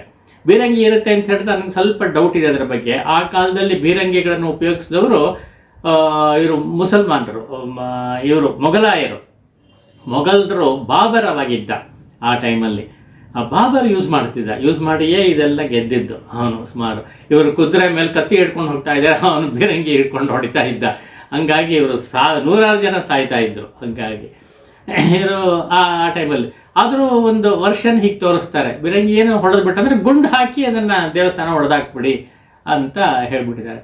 ಎಲ್ಲ ರೆಡಿ ಮಾಡ್ತಿದ್ದಾರೆ. ರೆಡಿ ಮಾಡಿಬಿಟ್ಟು ಒಳಗೆ ಹೋಗಿ ಹೇಳ್ತಿದ್ದಾರೆ. ಮೀರಾಗಿ ಹೇಳ್ತಾರೆ, ನೋಡಮ್ಮ ರಾಜಾಜ್ಞೆ ಆಗಿದೆ, ದಯವಿಟ್ಟು ಹೊರಗೆ ಬಂದ್ಬಿಡಿ, ಇನ್ನು ಏನಾದರೂ ಪ್ರಾಣ ಉಳಿಸ್ಕೋಬೇಕು ಅಂತಿದ್ರೆ ಅಲ್ಲಿಂದ ಹೊರಗೆ ಬಂದ್ಬಿಡಿ, ಇನ್ನು ಬಂದರೆ ಆಗತ್ತೆ, ಇದ್ದರೆ ಆಗಲ್ಲ ಅಂತ ಹೇಳಿ ಇದು ಮಾಡ್ತಾರೆ. ಹಾಗೆ ಸಾಧಕರಿಗೂ ಹೇಳ್ತಾನೆ, ನೀವೆಲ್ಲ ಹೊರಗೆ ಬಂದ್ಬಿಡಿ ಅಂತ. ಮೀರಾ ಹೇಳ್ತಾಳೆ, ಇಲ್ಲ ನಾನು ಬರಲ್ಲ, ನಾನು ನನ್ನ ಕೃಷ್ಣನ ಬಿಟ್ಟು ಬರಲ್ಲ. ನೀವು ಗುಂಡು ಹಾಕ್ತೀರಾ ಹಾಕ್ಕೊಳ್ಳಿ, ನೀವು ಹಾಳು ಮಾಡ್ತೀರಾ ಹಾಳು ಮಾಡ್ಕೊಳ್ಳಿ, ನನ್ನ ಕೃಷ್ಣ ನನ್ನ ಕಾಪಾಡ್ತಾನೆ, ಅವನೇ ನನಗೆ ಬೇಕು ಅಂಥೇಳಿ ಭದ್ರವಾಗಿ ಕೂತ್ಬಿಡ್ತಾಳೆ. ಕೂತ್ಬಿಟ್ಟು ಅವಳೇನು ಮಾಡ್ತಾಳೆ, ಸಾಧುಗಳಿಗೆ ಹೇಳ್ತಾಳೆ, ಇಲ್ಲ ನೀವೆಲ್ಲ ಹೊರಟ್ಬಿಡಿ, ನೀವು ಯಾಕೆ ಪ್ರಾಣ ಕಳ್ಕೊತೀರಾ ಅನ್ಯಾಯವಾಗಿ, ಬೇಡ, ನಾನು ಕೃಷ್ಣನ ಜೊತೆ ಇದ್ಬಿಡ್ತೀನಿ ಅಷ್ಟೇ, ನೀವು ಹೊರಡಿ ಅಂತ ಹೇಳಿದ್ರೆ ಅವ್ರು ಯಾರೂ ಹೋಗಲ್ಲ. ನಾವು ಹೋಗಲ್ಲ, ನಿಮ್ಮ ಜೊತೆಲೇ ನಾವು ಇರ್ತೀವಿ, ಪ್ರಾಣ ಹೋದ್ರೆ ಹೋಗಲಿ, ಕೃಷ್ಣ ನಮ್ಮನ್ನು ಕಾಪಾಡ್ತಾನೆ ಅಂಥೇಳಿ ಭದ್ರವಾಗಿ ಅಷ್ಟು ಜನನೂ ಕೂತ್ಬಿಡೋದು, ಯಾರೂ ಹೋಗಲ್ಲ. ಇವ್ರಿಗೆ ಹೊರಗಡೆ ಏನು ಮಾಡಬೇಕು ಗೊತ್ತಾಗಲ್ಲ. ಇವ್ರು ಹೊರಗೆ ಬರ್ತಾ ಇಲ್ಲ, ಗುಂಡು ಹಾಕಬೇಕು, ರಾಜಾಜ್ಞೆ ಏನು ಮಾಡೋದು ಅಂತ ಯೋಚನೆ ಮಾಡ್ತಿರ್ತಾರೆ. ಹೀಗೆ ಯೋಚನೆ ಮಾಡ್ತಾ ಇರೋ ಸಂದರ್ಭದಲ್ಲಿ ಒಳಗಡೆ ಏನಾಗುತ್ತೆ ಅರಮನೆಯಲ್ಲಿ ಅಂತ ಹೇಳಿದ್ರೆ, ರಾಜನಿಗೆ ಒಳ್ಳೆ ಬುದ್ಧಿವಾದ ಹೇಳೋರು ಇರ್ತಾರೆ. ಅವಾಗ ಹೇಳಿದ್ನಲ್ಲ ಉತ್ತಮ್ ಸಿಂಗ್ ಅಂತ, ಅವನು ಪಾಪ ಅವನು ರಾಜನ ಹತ್ರ ಹೋಗ್ಬಿಟ್ಟು ಹೇಳ್ತಾನೆ, ನೋಡು ಎಂಥ ಕೆಲಸ ಆರ್ಡರ್ ನೀನು ಕೊಟ್ಟಿದ್ದೀಯಾ, ಹೀಗೆ ಮಾಡಬಹುದೇ, ಎಲ್ಲಾದರೂ ದೇವಸ್ಥಾನವನ್ನು ಒಡೆಯೋದಕ್ಕೆ ಹೇಳ್ಬೋದೆ, ದೇವಸ್ಥಾನ ಕಟ್ಟಿಕೊಟ್ಟವನು ನೀನೇ. ಆವಾಗ ಮೀರಾ ಪ್ರಾರ್ಥನೆ ಮಾಡಿದ್ಲು, ಆ ದೇವಸ್ಥಾನ ಕಟ್ಟಿಕೊಟ್ಟಿದ್ದಾನೆ, ನೀನೇ ಕಟ್ಟಿಕೊಟ್ಟ ದೇವಸ್ಥಾನವನ್ನು ಒಡಿತೀಯ ನೀ ಎಲ್ಲಾದರೂ, ಎಂಥ ಪಾಪಕಾರಿ ಅದು. ದೇವಸ್ಥಾನ ಒಡೆಯೋದು ಅನ್ನೋದು ನಾವು ಯೋಚನೆ ಮಾಡಬಾರ್ದಂಥ ಕೆಲಸ, ಪಾಪಕಾರಿ ಅದನ್ನು ಮಾಡೋದೆ. ಅದು ಅಲ್ಲದೆ ಮೀರಾ ಭಕ್ತೆ ಅವಳು, ಮಹಾಭಕ್ತೆ, ಪರಮ ಭಕ್ತೆ ಅವಳು. ಅವಳನ್ನು ಹೋಗಿ ಹಾಡು ಹೇಳ್ತಾ ಇದ್ದಿದ್ದನ್ನು ಪೂಜೆ ಮಾಡ್ತಾ ಇದ್ದ ಸಂದರ್ಭದಲ್ಲಿ ಅವಳು ಒಳಗಡೆ ಇದ್ದಾಳೆ, ಅವಳನ್ನ ಇದು ಮಾಡೋದೇ ಎಲ್ಲಾದರೂ ತಪ್ಪು, ಮಹಾಪಾಪಕಾರಿಯಾಗಿದೆ, ದಯವಿಟ್ಟು ಈ ಕೆಲಸ ಮಾಡಬೇಡ ಅಂತ ಹೇಳ್ತಾಳೆ. ಇವಳು ನಾದ್ನಿ ಇದಲ್ಲ ಊದ ಅಂತ, ಅವಳು ಬಂದು ಹೇಳ್ತಾಳೆ, ಅಣ್ಣ ಹೀಗೆ ಮಾಡಬೇಡ, ನೀನು ತಪ್ಪು ಕೆಲಸ ಆಗುತ್ತೆ, ಪಾಪಕಾರಿ ಆಗುತ್ತೆ, ಅದನ್ನು ದೇವಸ್ಥಾನ ಕೆಡಬಾರ್ದು ನೀನು ಅಂತೆಲ್ಲ ಹೇಳ್ತಾಳೆ. ಅದಕ್ಕೆ ಅವನಿಗೆ ತಳಮಳ ಆಗ್ಬಿಡುತ್ತೆ. ಅಲ್ಲ, ಈ ಇಷ್ಟು ದಿವಸ ನೀನೇ ಕಂಪ್ಲೇಂಟ್ ಹೇಳ್ತಾ ಇದ್ದ ಅವಳ ಮೇಲೆ, ಈಗೇನೋ ಬಂದು ಅವಳು ಫೇವರಬಲ್ ಹೇಳ್ತಾ ಇದೆಯಲ್ಲ ಅಂತ. ಇಲ್ಲ ಮೀರಾ ನೋಡಿದ್ದೀನಿ, ನಾನು ಅನೇಕ ಸಲ ಪರೀಕ್ಷೆ ಮಾಡಿದ್ದೀನಿ, ಅವಳು ಭಗವಂತ ಸಪೋರ್ಟ್ ಮಾಡ್ತಾ ಇದ್ದಾನೆ, ಭಗವಂತ ರಕ್ಷಣೆ ಮಾಡ್ತಾ ಇದ್ದಾನೆ, ಅವಳ ಭಕ್ತಿಯನ್ನು ನೋಡಿದ್ದೀನಿ ನಾನು ಅಂಥೇಳಿ ಅವಳು ಹೇಳ್ತಾಳೆ. ಅವನಿಗೂ ಆಶ್ಚರ್ಯವಾಗುತ್ತೆ. ಈಗ ಸ್ವಲ್ಪ ತಳಮಳ ಆಗೋಯ್ತು, ನನಗೆ ಏನು ಮಾಡೋದು ಅಂತ. ಒಬ್ಬರು ದೇವಸ್ಥಾನ ಗುಂಡು ಹಾಕಬೇಕು ಅಂತ ಹೇಳ್ತಾರೆ, ಇನ್ನೊಬ್ಬರು ಬಂದು ಅದನ್ನು ಬೇಡ, ತಪ್ಪುದು, ಪಾಪಕಾರ್ಯ ಅಂತ ಹೇಳ್ತಾರೆ. ಏನು ಮಾಡೋದು, ಅವನು ಕ್ಷಣ ಯೋಚನೆ ಮಾಡ್ದ. ಅವನಿಗೂ ಹೌದು ಇದು ಪಾಪಕಾರ್ಯ ಅಂತ ಅನ್ನಿಸ್ಬಿಡ್ತು. ತಕ್ಷಣ ಏನು ಮಾಡ್ತಾನೆ, ಇಲ್ಲ ನಿಲ್ಲಿಸು ಅಂತ ಅವರೆಲ್ಲ ಹೇಳ್ತಾ ಇದ್ದಾರೆ. ಕುದುರೆ ತೊಗೊಂಡು ಹೋಗ್ತಾನೆ. ಹೋಗ್ಬಿಟ್ಟು ಅಲ್ಲಿ ಏನು ನಿಲ್ಲಿಸ್ಬೇಕೋ ಅವ್ರು ಗುಂಡು ಹಾಕೋ ಸಮಯಕ್ಕೆ ಸರಿಯಾಗಿ ಗುಂಡು ಹಾಕ್ಬಿಟ್ರಂತೆ. ಒಂದು ಹಾಕಿದಾಗ ಆ ಶಬ್ದ ಕೇಳಿ ಒಳಗಡೆ ಇದ್ದವಳು ಮೀರಾಗೆ ಅದೇನೋ ಕೃಷ್ಣನ ಒಂದು ಶಬ್ದ, ಅವನ ನಾದ ಕೇಳಿಸ್ದಂಗೆ ಆಯ್ತಂತೆ. ಹಾಗಿದ್ಲು. ಅದು ಅನ್ಫಾರ್ಚುನೇಟ್ಲಿ ಆ ಗುಂಡು ಇದ್ರ ಮೇಲೆ ಬೀಳಲಿಲ್ಲ, ಇನ್ನೆಲ್ಲೋ ಹೋಯ್ತು ಅಂತ ಕಾಣುತ್ತೆ, ಗುರಿ ತಪ್ಪಿತು ಅಂತ ಕಾಣುತ್ತೆ. ಅಷ್ಟು ನಮ್ಗೆ ಗೊತ್ತಾಗಿದೆ ಇದರಲ್ಲಿ. ಆಯಿತು. ಈಗ ಬರ್ತಾ ಇರೋ ರಾಜ ಆ ಮೊಮೆಂಟಿಗೆ ಸರಿಯಾಗಿ ಬಂದ, ಒಂದು ಸೆಕೆಂಡ್ ಲೇಟ್ ಅಷ್ಟೇ ಇದು ಗುಂಡು ಹೊರಟಾಯಿತು ಒಂದು. ಅವಾಗ ಅವನು ಬಿದ್ದುಬಿಡ್ತಾನಂತೆ. ಅವನಿಗೆ ಸ್ವಲ್ಪ ಏಟು ಬೀಳುತ್ತೆ. ಆಯಿತು, ಎಲ್ಲ ಆಯಿತು. ಕೊನೆಗೆ ಸದ್ಯ ಏನಾಗಿಲ್ಲ, ನಿಲ್ಲಿಸಿ ಅಂತ ಹೇಳಿಬಿಟ್ಟು ಒಂದು ಆಜ್ಞೆ ಕೊಟ್ಬಿಟ್ಟು ಅವನು ದೇವಸ್ಥಾನ ಓಡ ಹೋಗ್ತಾನೆ. ಅವಾಗ ಮೀರಾ ಅಲ್ಲಿರ್ತಾಳೆ. ಯಾಕೆ ಹೀಗೆ ಮಾಡಿದೆ ಅಂತೆಲ್ಲ ಹೇಳಿ ಅವನು ಬೈಯಕ್ಕೆ ಹೋಗ್ತಾನೆ. ಆದರೆ ಮೀರಾ ಏನು ಮಾಡ್ತಾಳೆ, ಬಂದು ನಿಂತ್ಕೊಂಡ್ಬಿಡ್ತಾಳೆ. ಬಾಗಿಲತ್ತ ನಿಂತ್ಕೊಂಡ್ಬಿಟ್ಟು, ಸಾಕು ಇನ್ಮೇಲೆ ನಾನಿಲ್ಲಿರಲ್ಲ, ನಾನು ಹೇಳ್ತೀನಿ. ರಾಜನಿಗೆ ಡೈರೆಕ್ಟಾಗಿ ಅಡ್ರೆಸ್ ಮಾಡಿ ಹೇಳಿಬಿಡ್ತಾಳೆ, ನಾನು ಇನ್ನು ಪತ್ನಿಯಾಗಿರೋದಕ್ಕೆ ಲಾಯಕ್ಕಿಲ್ಲ, ನನಗೆ ಅರ್ಹತೆ ಇಲ್ಲ, ನನಗೆ ರಾಣಿಯಾಗಿರೋಕ್ಕೂ ಅರ್ಹತೆ ಇಲ್ಲ. ಯಾಕೆಂದರೆ ನನಗಿದೆಲ್ಲ ಇದ್ರ ಮೇಲೆ ಆಸೆ ಇಲ್ಲ, ನನಗೆ ಪತ್ನಿಯಾಗಿರೋಕ್ಕೂ ಆಸೆ ಇಲ್ಲ, ರಾಣಿಯಾಗಿರೋಕ್ಕೂ ನನಗೆ ಆಸೆ ಇಲ್ಲ, ಅರ್ಹತೆಯೂ ಇಲ್ಲ, ನನಗಿದು ಯಾವುದು ಬೇಡ. ಈ ರಾಜ್ಯ ಭೋಗಗಳ ಮೇಲೆ, ಸುಖ ಭೋಗಗಳ ಮೇಲೆ ನನಗೆ ಕಿಂಚಿತ್ತೂ ಮನಸ್ಸಿಲ್ಲ, ಅಂದರೆ ಇದು ಯಾವುದು ನನಗೆ ಬೇಡ ಅಂಥೇಳಿ ಹಾಕೊಂಡ್ರೆ ಆಭರಣಗಳೆಲ್ಲ ತೆಗೆದು ಕೊಟ್ಬಿಡ್ತಾಳೆ. ಮುಗಿದೋಯ್ತು, ನನಗೇನು ಬೇಡ ಅಂತ ಹೇಳಿಬಿಟ್ಟು ಕೊಟ್ಬಿಟ್ಟು ನನಗೆ ಒಂದೇ ಬಟ್ಟೆ ಇಟ್ಕೊಂಡು ಜೋಡಿಗೆ ಮುಂದೆ ಹಾಕ್ಕೊಂಡು ಅವಳ ಪಾಟ್ ನಾನು ಹೊರಡ್ತೀನಿ, ನಾನು ಕೃಷ್ಣ ಇರೋ ಜಾಗಕ್ಕೆ ಹೋಗ್ತೀನಿ, ಅವನ ಪ್ರದೇಶಕ್ಕೆ ಹೋಗ್ತೀನಿ ಅಂಥೇಳಿ ಬೃಂದಾವನಕ್ಕೆ ಹೋಗ್ತೀನಿ ಅಂಥೇಳಿ ಹೊರಟ್ಬಿಡ್ತಾಳೆ ಅಂತ. ಅವಾಗ ಹೋದ್ಸಲ ಹೇಳಿದ ಕಥೆಯಲ್ಲಿ ಆವಾಗಲೂ ಬೃಂದಾವನಕ್ಕೆ ಹೋಗು ಅಂತ ಕೃಷ್ಣನ ಆಜ್ಞೆ ಆಯಿತು ಅಂತ ಹೇಳಿದ್ರಲ್ಲ, ಅದೊಂದು ಭಾಗ. ಇಲ್ಲೂ ಕೂಡ ಒಂದು ಘಟ್ಟಕ್ಕೆ ಬಂದು ಬೃಂದಾವನಕ್ಕೆ ಹೋಗ್ತೀನಿ ಅಂತ ಹೇಳೋ ಅಂತ ಒಂದು ಸಂದರ್ಭ ಬಂದು ನಿಲ್ಲಿಸಿದ್ದಾರೆ. ಅಂದರೆ 2 ಇಂಡಿಪೆಂಡೆಂಟ್ ವರ್ಷನ್ಸ್ ಇದೆ, ಆದರೆ ಒಂದೇ ಕಡೆ ಲೀಡ್ ಮಾಡ್ತಾ ಇದೆ ಅನ್ನೋದನ್ನು ನಾವು ತೊಗೊಂಡು ಮುಂದಕ್ಕೆ ಹೋಗ್ತಾಳೆ. ಎರಡೂ ಒಂಥರ ಚೆನ್ನಾಗಿದೆ, ಹಾಗೆ ಇದಾಗಬಹುದು ಅಂತ. ಸರಿ ಆಯಿತು. ಇವನು ವಾಪಸ್ ಹೊರಟೋಗ್ತಾನೆ, ಅರಮನೆಗೆ ಹೊರಟೋಗ್ತಾನೆ. ಅವಳು ಬೃಂದಾವನಕ್ಕೆ ಹೋಗ್ತಾಳೆ ಅಂತ. ಬೃಂದಾವನಕ್ಕೆ ಹೋಗೋದು ಅಂತ ಹೇಳಿದ್ರೆ ಸಾಮಾನ್ಯವಾದ ವಿಷಯ ಅಲ್ಲ. ಇವಳಿರೋದು ಮೇವಾರಿಂದ ಬೃಂದಾವನ ಇರೋದು, ಮಥುರಾ ಬೃಂದಾವನ ಸುಮಾರು ಒಂದು 500 ಕಿಲೋಮೀಟರ್ ಆಗುತ್ತೆ. ಅಲ್ಲಿಗೆ ಅವಳು ನಡ್ಕೊಂಡು ಹೋಗಬೇಕು. ಇವಳಿಗೆ ದಾರಿನೂ ಗೊತ್ತಿರಲ್ಲ. ಹೆಂಗೆ ದಾರಿ ಗೊತ್ತಾಗುತ್ತೆ? ನಮಗೆ ಒಂದು ಜಾಗದಿಂದ ಇನ್ನೊಂದು ಜಾಗಕ್ಕೆ ಹೋಗಬೇಕು ಅನ್ನೋದು ದಾರಿ ಗೊತ್ತಾಗಲ್ಲ. ಅವಳು ಹೆಂಗೆ ಹೋಗ್ತಾಳೆ ಅನ್ನೋದು ಗೊತ್ತಿಲ್ಲ. ಯಾವ ಡೈರೆಕ್ಷನ್ಲಿದೆ ಅಂತಲೂ ಕೂಡ ಗೊತ್ತಿರುತ್ತೋ ಇಲ್ವೋ, ಆ ಒಂದು ಐಡಿಯಾನೂ ಇತ್ತೋ ಇಲ್ವೋ ಅವಳು ಗೊತ್ತಿಲ್ಲ. ಆದರೆ ಸುಮ್ಮನೆ ನಡೆದು ಬಿಡ್ತಾನೆ. ಬೃಂದಾವನಕ್ಕೆ ಹೋಗ್ತೀನಿ ಅಂತ ಹೇಳಿ ಹೊರಟ್ಬಿಡ್ತಾಳೆ. ಬೃಂದಾವನಕ್ಕೆ ಹೋಗ್ತೀನಿ ಅಂತ ಹೇಳ್ತಾ ಇರೋದ್ರಿಂದ ಜೊತೆಯಲ್ಲಿ ಬರೋರೆಲ್ಲ ದಾರಿ ತೋರಿಸ್ಕೊಂಡು ಹೋಗ್ತಾ ಇದ್ರೋ ಏನೋ ಅದು ನಮ್ಗೆ ಗೊತ್ತಿಲ್ಲ. ಈಗಿನ ಕಾಲದಲ್ಲಿ GPS ಇಲ್ಲ, ಏನೂ ಇಲ್ಲ, ಲೊಕೇಶನ್ನು ಕೊಟ್ಟಿಲ್ಲ ಅಲ್ಲಿರೋರು ನೋಡ್ಕೊಂಡು ಹೋಗೋದಕ್ಕೆ. ಹಾಗಿದ್ದಾಗಲೂ ಹೆಂಗೆ ಹೋದಲು ಅನ್ನೋದೆಲ್ಲ ಪ್ರಶ್ನೆಗಳಿರುತ್ತೆ. ಆದರೆ ಅವಳು ಹೋಗ್ತಾ ಇರುವಾಗ ಹೇಗಿರುತ್ತೆ ಅಂತ ಹೇಳಿದ್ರೆ, ಅವಳು ಭಜನೆ ಮಾಡಿಕೊಂಡು ಕೃಷ್ಣನನ್ನು ಸ್ತೋತ್ರ ಮಾಡ್ಕೊಂಡು ಹಾಡು ಹೇಳ್ಕೊಂಡು ಹೋಗ್ತಾ ಇರ್ತಾರೆ. ಇದೆಲ್ಲ ಕಾಂಪೋಸಿಷನ್ಸ್. ಆವಾಗ ಆ ಟೈಮಲ್ಲಿ ಅವಳು ತೋರಿದ್ದನ್ನು ಮೀರಾ ಭಜನ್ ಅಂತ ಬರುತ್ತಲ್ಲ, ಹಾಗೆ ಹೇಳ್ಕೊಂಡು ಹೋಗ್ತಾ ಇರ್ತಾಳೆ. ಅದನ್ನು ಇವರುಗಳೆಲ್ಲ ಜೊತೆಗಾರರು. ಇವಳು ಹೋದಾಗ ಇವಳು ಹಿಂದೆ, ಅವರುಗಳು ಎಷ್ಟೋ ಜನ ಸಾಧಕಗಳೆಲ್ಲ ಹಿಂದೆ ಹೋಗೋದನ್ನು ಪೂರ್ತಿ ಹೋಗಲ್ಲ. ಅವರು ಒಂದಷ್ಟು ದೂರ ಹೋಗ್ತಾರೆ, ಆಮೇಲೆ ಇವ್ರು ವಾಪಸ್ ಬರ್ತಾರೆ. ಅವ್ರಿಗೆಲ್ಲ ಪೂರ್ತಿ ಹೋಗೋಕ್ಕಾಗಲ್ಲ. ಅವಳೊಬ್ಬಳೇ ಮುಂದೆ ಹೋಗ್ತಾಳೆ. ಹೀಗೆ ಹೋಗ್ತಾ ಅವಳು ಅದು ಏನಂತ ಹೇಳಿದ್ರೆ, ಅವಳು ತುಂಬ ಮಧುರವಾದ ಕಂಠದಿಂದ ಭಕ್ತಿಪೂರ್ವಕವಾಗಿ ಅವಳು ಹಾಡ್ತಾ ಇರೋದನ್ನು ಕೇಳಿ ಒಂಥರ ಆಕರ್ಷಣೆ ಉಂಟಾಗ್ಬಿಡುತ್ತೆ ಎಲ್ರಿಗೂ. ಜೊತೆಯಲ್ಲಿ ಬರೋಕ್ಕೆ ಶುರು ಮಾಡ್ತಾರೆ ಅವರೆಲ್ಲ. ಅವರಾಗಿ ಬರ್ತಾರೆ. ಏನು ಒಂದು 2-3 ಜನ ಸ್ಟಾರ್ಟಿಂಗಲ್ಲಿ ಇದ್ದರೆ, ಹಿಂದೆ ಹೋಗ್ತಾ 100 ಜನ ಹಿಂಬಾಲಿಸೋ ಹಾಗಾಗತ್ತೆ. ಹೇಳ್ಕೊಂಡು ಹೋಗ್ತಾರೆ. ಅವಳು ಹೇಳೋವಾಗ ಒಂದು ಪಲ್ಲವಿ ಹೇಳ್ತಾಳೆ, ಅದನ್ನು ಇವ್ರಿಗೆಲ್ಲ ರಿಪೀಟ್ ಮಾಡ್ತಾರಂತೆ, ಹೇಳ್ಕೊಂಡು ಹೋಗ್ತಾರೆ. ಹೋಗುವಾಗ ಜನಗಳು ಮಧ್ಯೆ ಸೇರ್ಕೋತಾರೆ. ಒಂದಷ್ಟು ದೂರ ಹೋದ ಮೇಲೆ ಇವರುಗಳೆಲ್ಲ ವಾಪಸ್ ಹಿಂತಿರುಗ್ತಾ ಬರ್ತಾರೆ. ಅಲ್ಲಿರೋ ಜಾಗದಲ್ಲಿರೋ ಅಂಥ ಕೆಲವರು ಇವಳ ಒಂದು ಹಾಡನ್ನು ಕೇಳಿ, ಮಧುರವಾದ ಒಂದು ಹಾಡನ್ನು ಕೇಳಿ ಅವ್ರಿಗೂ ಸೇರ್ಕೋತಾರೆ. ಹಾಗೆ ಕಂಟಿನ್ಯೂ ಮಾಡ್ತಾರೆ. ಸೊ ಇವಳು ಮಾತ್ರ ಕಂಟಿನ್ಯೂ ಮಾಡ್ತಾ ಇರ್ತಾಳೆ. ಬೇರೆ ಅಲ್ಲಲ್ಲೇ ಸೇರ್ಕೊಂಡು ಮುಂದೆ ಹೋಗ್ತಾರಂತೆ. ಹೋದಾಗ ತುಂಬ ಸಂತೋಷಪಟ್ಟು ಹೇಳ್ತಾರೆ. ಇವಳು ಹೇಳಿದ ಹಾಡುಗಳೆಲ್ಲ ಹೇಳ್ತಾರೆ. ಹಾಗೆ ಹೇಳಿಯೇ ಕೆಲವು ಹಾಗೆ ಉಳ್ಕೊಳ್ತು ಅಂತ ಕಾಣುತ್ತೆ. ಅವಳ ಭಜನೆಗಳು ಅಂತ ತೋರುತ್ತೆ, ಗೊತ್ತಿಲ್ಲ. ಹಾಗೆ ಮಕ್ಕಳೆಲ್ಲ ಸೇರ್ಕೊಂಡ್ಬಿಡುತ್ತಂತೆ. ಅವ್ರಿಗೂ ಕೂಡ ಖುಷಿ. ಮಕ್ಕಳು ತುಂಬ ಇಷ್ಟಪಡುತ್ತಂತೆ. ಇವಳು ನೋಡಿಬಿಟ್ಟು, ನೀನು ಹೋಗಬೇಡ, ಇಲ್ಲಿ ಮುಂದಕ್ಕೆ ಹೋಗಬೇಡ, ಇಲ್ಲೇ ಇರೋ, ನಮ್ಮ ಜೊತೆಲೇ ಇರೋ ಅಂತ ಹೇಳಿ ಬಲವಂತ ಮಾಡಿ ಕೂರಿಸ್ಕೊಳ್ಳುತ್ತಂತೆ. ಕೂರಿಸ್ಕೊಂಡು ನಮ್ಮ ಜೊತೆಲಿ ಊಟ ಮಾಡಬೇಕು ಅಂತೇಳಿ, ಅಲ್ಲಿರೋರೆಲ್ಲ ನಮ್ಮ ಜೊತೆಲಿ ಊಟ ಮಾಡಬೇಕು ಅಂತೇಳಿ ಬಲವಂತ ಕೂತ್ಕೊಂಡು ಅವಳಿಗೂ ಊಟ ಕೊಟ್ಟು ಊಟ ಮಾಡಿಸ್ತಾರೆ. ಇಲ್ಲದೆ ಹೋದರೆ ಅವಳು ಊಟದ ಪ್ರಜ್ಞೆಯೂ ಇಲ್ಲ. ಅವಳ ಪಾಡುಗಳು ಹೋಗ್ತಾ ಇರ್ತಾಳೆ, ಕೂತ್ಕೊಂಡು ಮಾಡ್ತಾಳೆ. ಆವಾಗ ತುಂಬ ಪ್ರೀತಿಯಿಂದ ಮಕ್ಕಳೆಲ್ಲ ಮುಟ್ತಾಳಂತೆ. ಅವಳು ಮುಟ್ಟಿದಾಗ ಅವ್ರಿಗೆಲ್ಲ ತುಂಬ ಸಂತೋಷ ಆಗಿಬಿಡುತ್ತೆ. ಇವಳು ನೋಡಿದಾಗಲೇ ತಮ್ಮ ತಾಯಂದಿರನ್ನು ತುಂಬ ಕಾಲ ಬಿಟ್ಟಿದ್ರೆ ತಕ್ಷಣ ನೋಡಿದಾಗ ಯಾವ ತರಹ ಒಂದು ಸಂತೋಷ ಆಗುತ್ತೋ ಆ ತರಹ ಸಂತೋಷ ಅವುಗಳಿಗೆ, ಆ ಮಕ್ಕಳಿಗೆ ಉಂಟಾಗ್ತಾ ಇತ್ತು ಅಂತ ಹೇಳ್ತಾರೆ, ವರ್ಣಿಸ್ತಾರೆ. ಹಾಗೆ ಒಂದು ಇದಾಗತ್ತೆ. ಅಷ್ಟೊಂದು ಪ್ರೀತಿ ತುಂಬಿದ ಒಂದು ದೃಷ್ಟಿ, ಪ್ರೀತಿ ತುಂಬಿದ ಒಂದು ಸ್ಪರ್ಶ ಅದಿದೆ.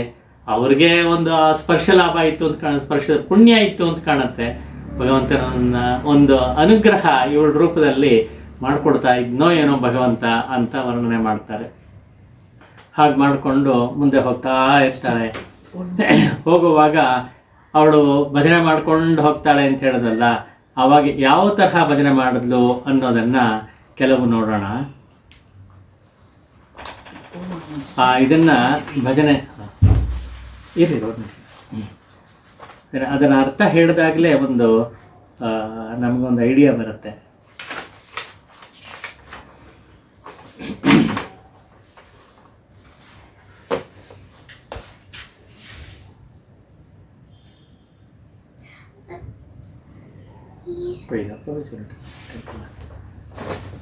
ಒಂದು ನಿಮಿಷ.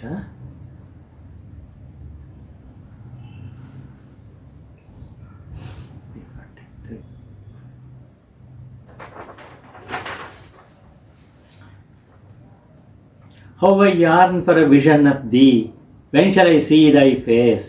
My perplexed heart knows no peace, Meera is burning in separation from him. ಅದನ್ನು ಹೇಳಿಬಿಟ್ಟು ಅವಳಿಗೆ ಒಂದು ದರ್ಶನ ಆಗ್ಬಿಡುತ್ತೆ. ಆ ದರ್ಶನವನ್ನು ಹೇಳ್ತಾಳೆ. On my bed I close my eyes in brief reverie, just then appeared the beloved in the twinkling of an eye. ಅವಳ ದರ್ಶನ ಆಗೋಯ್ತು, ಅವನು ತೋರಿಸ್ಕೊಂಡ್ಬಿಟ್ಟ ತನ್ನನ್ನು. And as I got up to offer my respect and cordially receive him. ಅವನು ಎದ್ದು ಅವನಿಗೆ ಮರ್ಯಾದೆ ಕೊಡಬೇಕು ಅಂತ ಹೇಳ್ತಾಳಂತೆ. ಎದ್ದು ಕಂಡುಬಿಟ್ಟಾಗ ಅವನು ಮರೆಯಾಗ್ಬಿಡ್ತಾನೆ.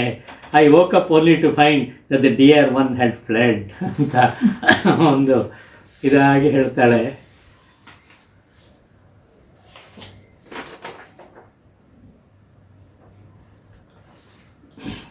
ಆಮೇಲೆ ಇದೊಂದು 47 ಬಸವಮೊರೆ ಹೇಳಿ ಕೊಂಚ ಸ್ವಲ್ಪ. O dwell in my eyes thou darling of Nanda, ನನ್ನ ಕಣ್ಣಲ್ಲಿ ವಾಸ ಮಾಡು ಬಸವ ಮೋರೆ ನಯನಮೇ ನಂದಲಾಲ ಅಂತ ಹೇಳ್ತಾಳೆ. ನನ್ನ ಕಣ್ಣಲ್ಲಿ ನೀನು ವಾಸ ಮಾಡು. Enchanting is thy figure and dusky thy complexion and big thy eyes and so beautiful looks flute on thy lips. ಅವನ ಬಾಯಲ್ಲಿ ಫ್ಲೂಟ್ ಇಟ್ಕೊಂಡಿದೆಯಲ್ಲ, ಅದು ನೋಡೋದಕ್ಕೆ ಒಂದು ಚಂದ ಅಂತ. It's not so sweet like nectar on thy bosom is the Vaijayanti wreath. There is a belt of little bells round the waist. ಹೆಂಗೆ ವರ್ಣಿಸ್ತಾಳೆ ಅವನನ್ನು ಅಂತ ಹೇಳಿದ್ರೆ, ಅಂದರೆ ಆಗ ನೋಡ್ತಾ ಇದ್ದಾಳೆ ಅವನ ರೂಪವನ್ನು, ಒಂದೊಂದೇ ಅಂಗವನ್ನು ವರ್ಣಿಸ್ತಾ ಇದ್ದಾಳೆ. There is a belt of little bells round the waist and the trinkets in thy feet sound sweet. ಕಾಲಲ್ಲಿ ಹಾಕ್ಕೊಂಡಿರೋದೆಲ್ಲ ಜಿಂಗ್ಲಿಂಗ್ ಸೌಂಡು, ಅದು ಎಷ್ಟು ಮಧುರವಾಗಿದೆ. Thou art the giver of joys to the saints, O Lord of Meera and the protector of thy devotees ಅಂತ ಹೇಳ್ತಾಳೆ. ಇದು ತುಂಬ famous ಹಾಡು ಇದು, ಅದನ್ನು ಕೇಳೋಣ.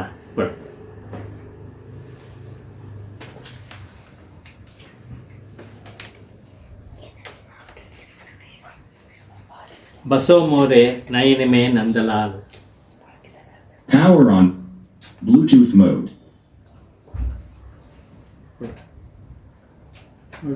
USB flash drive mode.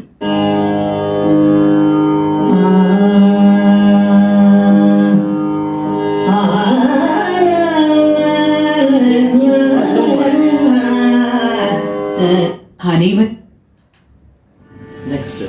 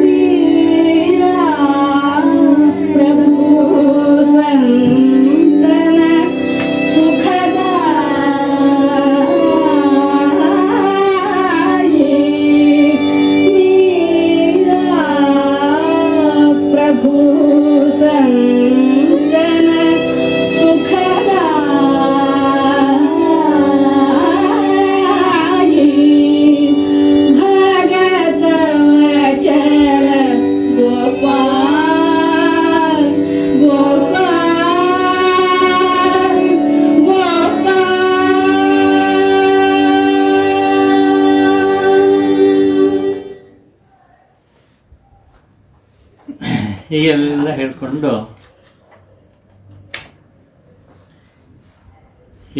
ಹೇಳ್ಕೊಂಡು ಹೋಗ್ತಾ ಇರ್ತಾಳೆ. ಜನಗಳು ಹಿಂದೆ ಹಿಂಬಾಲಿಸ್ತಾ ಇರ್ತಾರೆ, ಬೇರೆ ಬೇರೆ ಊರಲ್ಲಿ ಬೇರೆ ಬೇರೆ ಜನಗಳು. ಅದು ಎಷ್ಟು ದಿವಸ ಹೀಗೆ ನಡ್ಕೊಂಡು ಹೋದ್ಲು ನಮ್ಗೆ ಗೊತ್ತಿಲ್ಲ, 500 ಕಿಲೋಮೀಟರ್ ಹತ್ತತ್ರ. ಆದರೆ ಶಾರ್ಟ್ ಕಟ್ಟಲ್ಲೂ ಹೋಗಿರ್ಬೋದು. ಅವಳಿಗೆ ಯಾರು ದಾರಿ ತೋರಿಸಿದ್ರು, ಏನು ಹೆಂಗಾಯಿತು ಏನು ಅಂತ ನಮಗೇನೂ ಗೊತ್ತಿಲ್ಲ. ಒಟ್ಟಿನಲ್ಲಿ ಹೋದ್ಲು. ಆದರೆ ಕೆಲವು ಪ್ರದೇಶಗಳಲ್ಲಿ ಒಂಥರ ಕಾಡುಗಳು, ಗುಡ್ಡಗಳೆಲ್ಲ ಇರುತ್ತೆ. ಅಲ್ಲಿ ಜನಗಳಿರಲ್ಲ. ಹಾಗಾಗಿ ಇವಳು ಒಬ್ಬಳೇ ಹೋಗ್ತಾ ಇರ್ತಾಳೆ. ಒಬ್ಬಳೇ ಗುಡ್ಡಗಳನ್ನ ಹತ್ಕೊಂಡು ಹೋಗ್ತಾ ಹಾಗೆ ಮುಂದೆ ಹೆಂಗೆ ದಾರಿ ಗೊತ್ತಾಯ್ತೋ ಗೊತ್ತಿಲ್ಲ, ಹಂಗೆ ಹೋಗ್ತಾ ಇರ್ತಾಳೆ. ಆಯಾಸವಾಗುತ್ತೆ, ತುಂಬ ಆಯಾಸವಾಗುತ್ತೆ. ಗುಡ್ಡ ಹತ್ತೋದು ಅಂತ ಹೇಳಿದ್ರೆ ಕೆಲವುದು ತುಂಬ ಆಯಾಸಕರವಾದದ್ದು.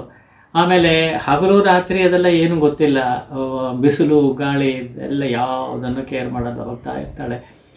ತುಂಬ ಆಯಾಸವಾಗಿಬಿಡುತ್ತೆ ಒಂದ್ಸಲ.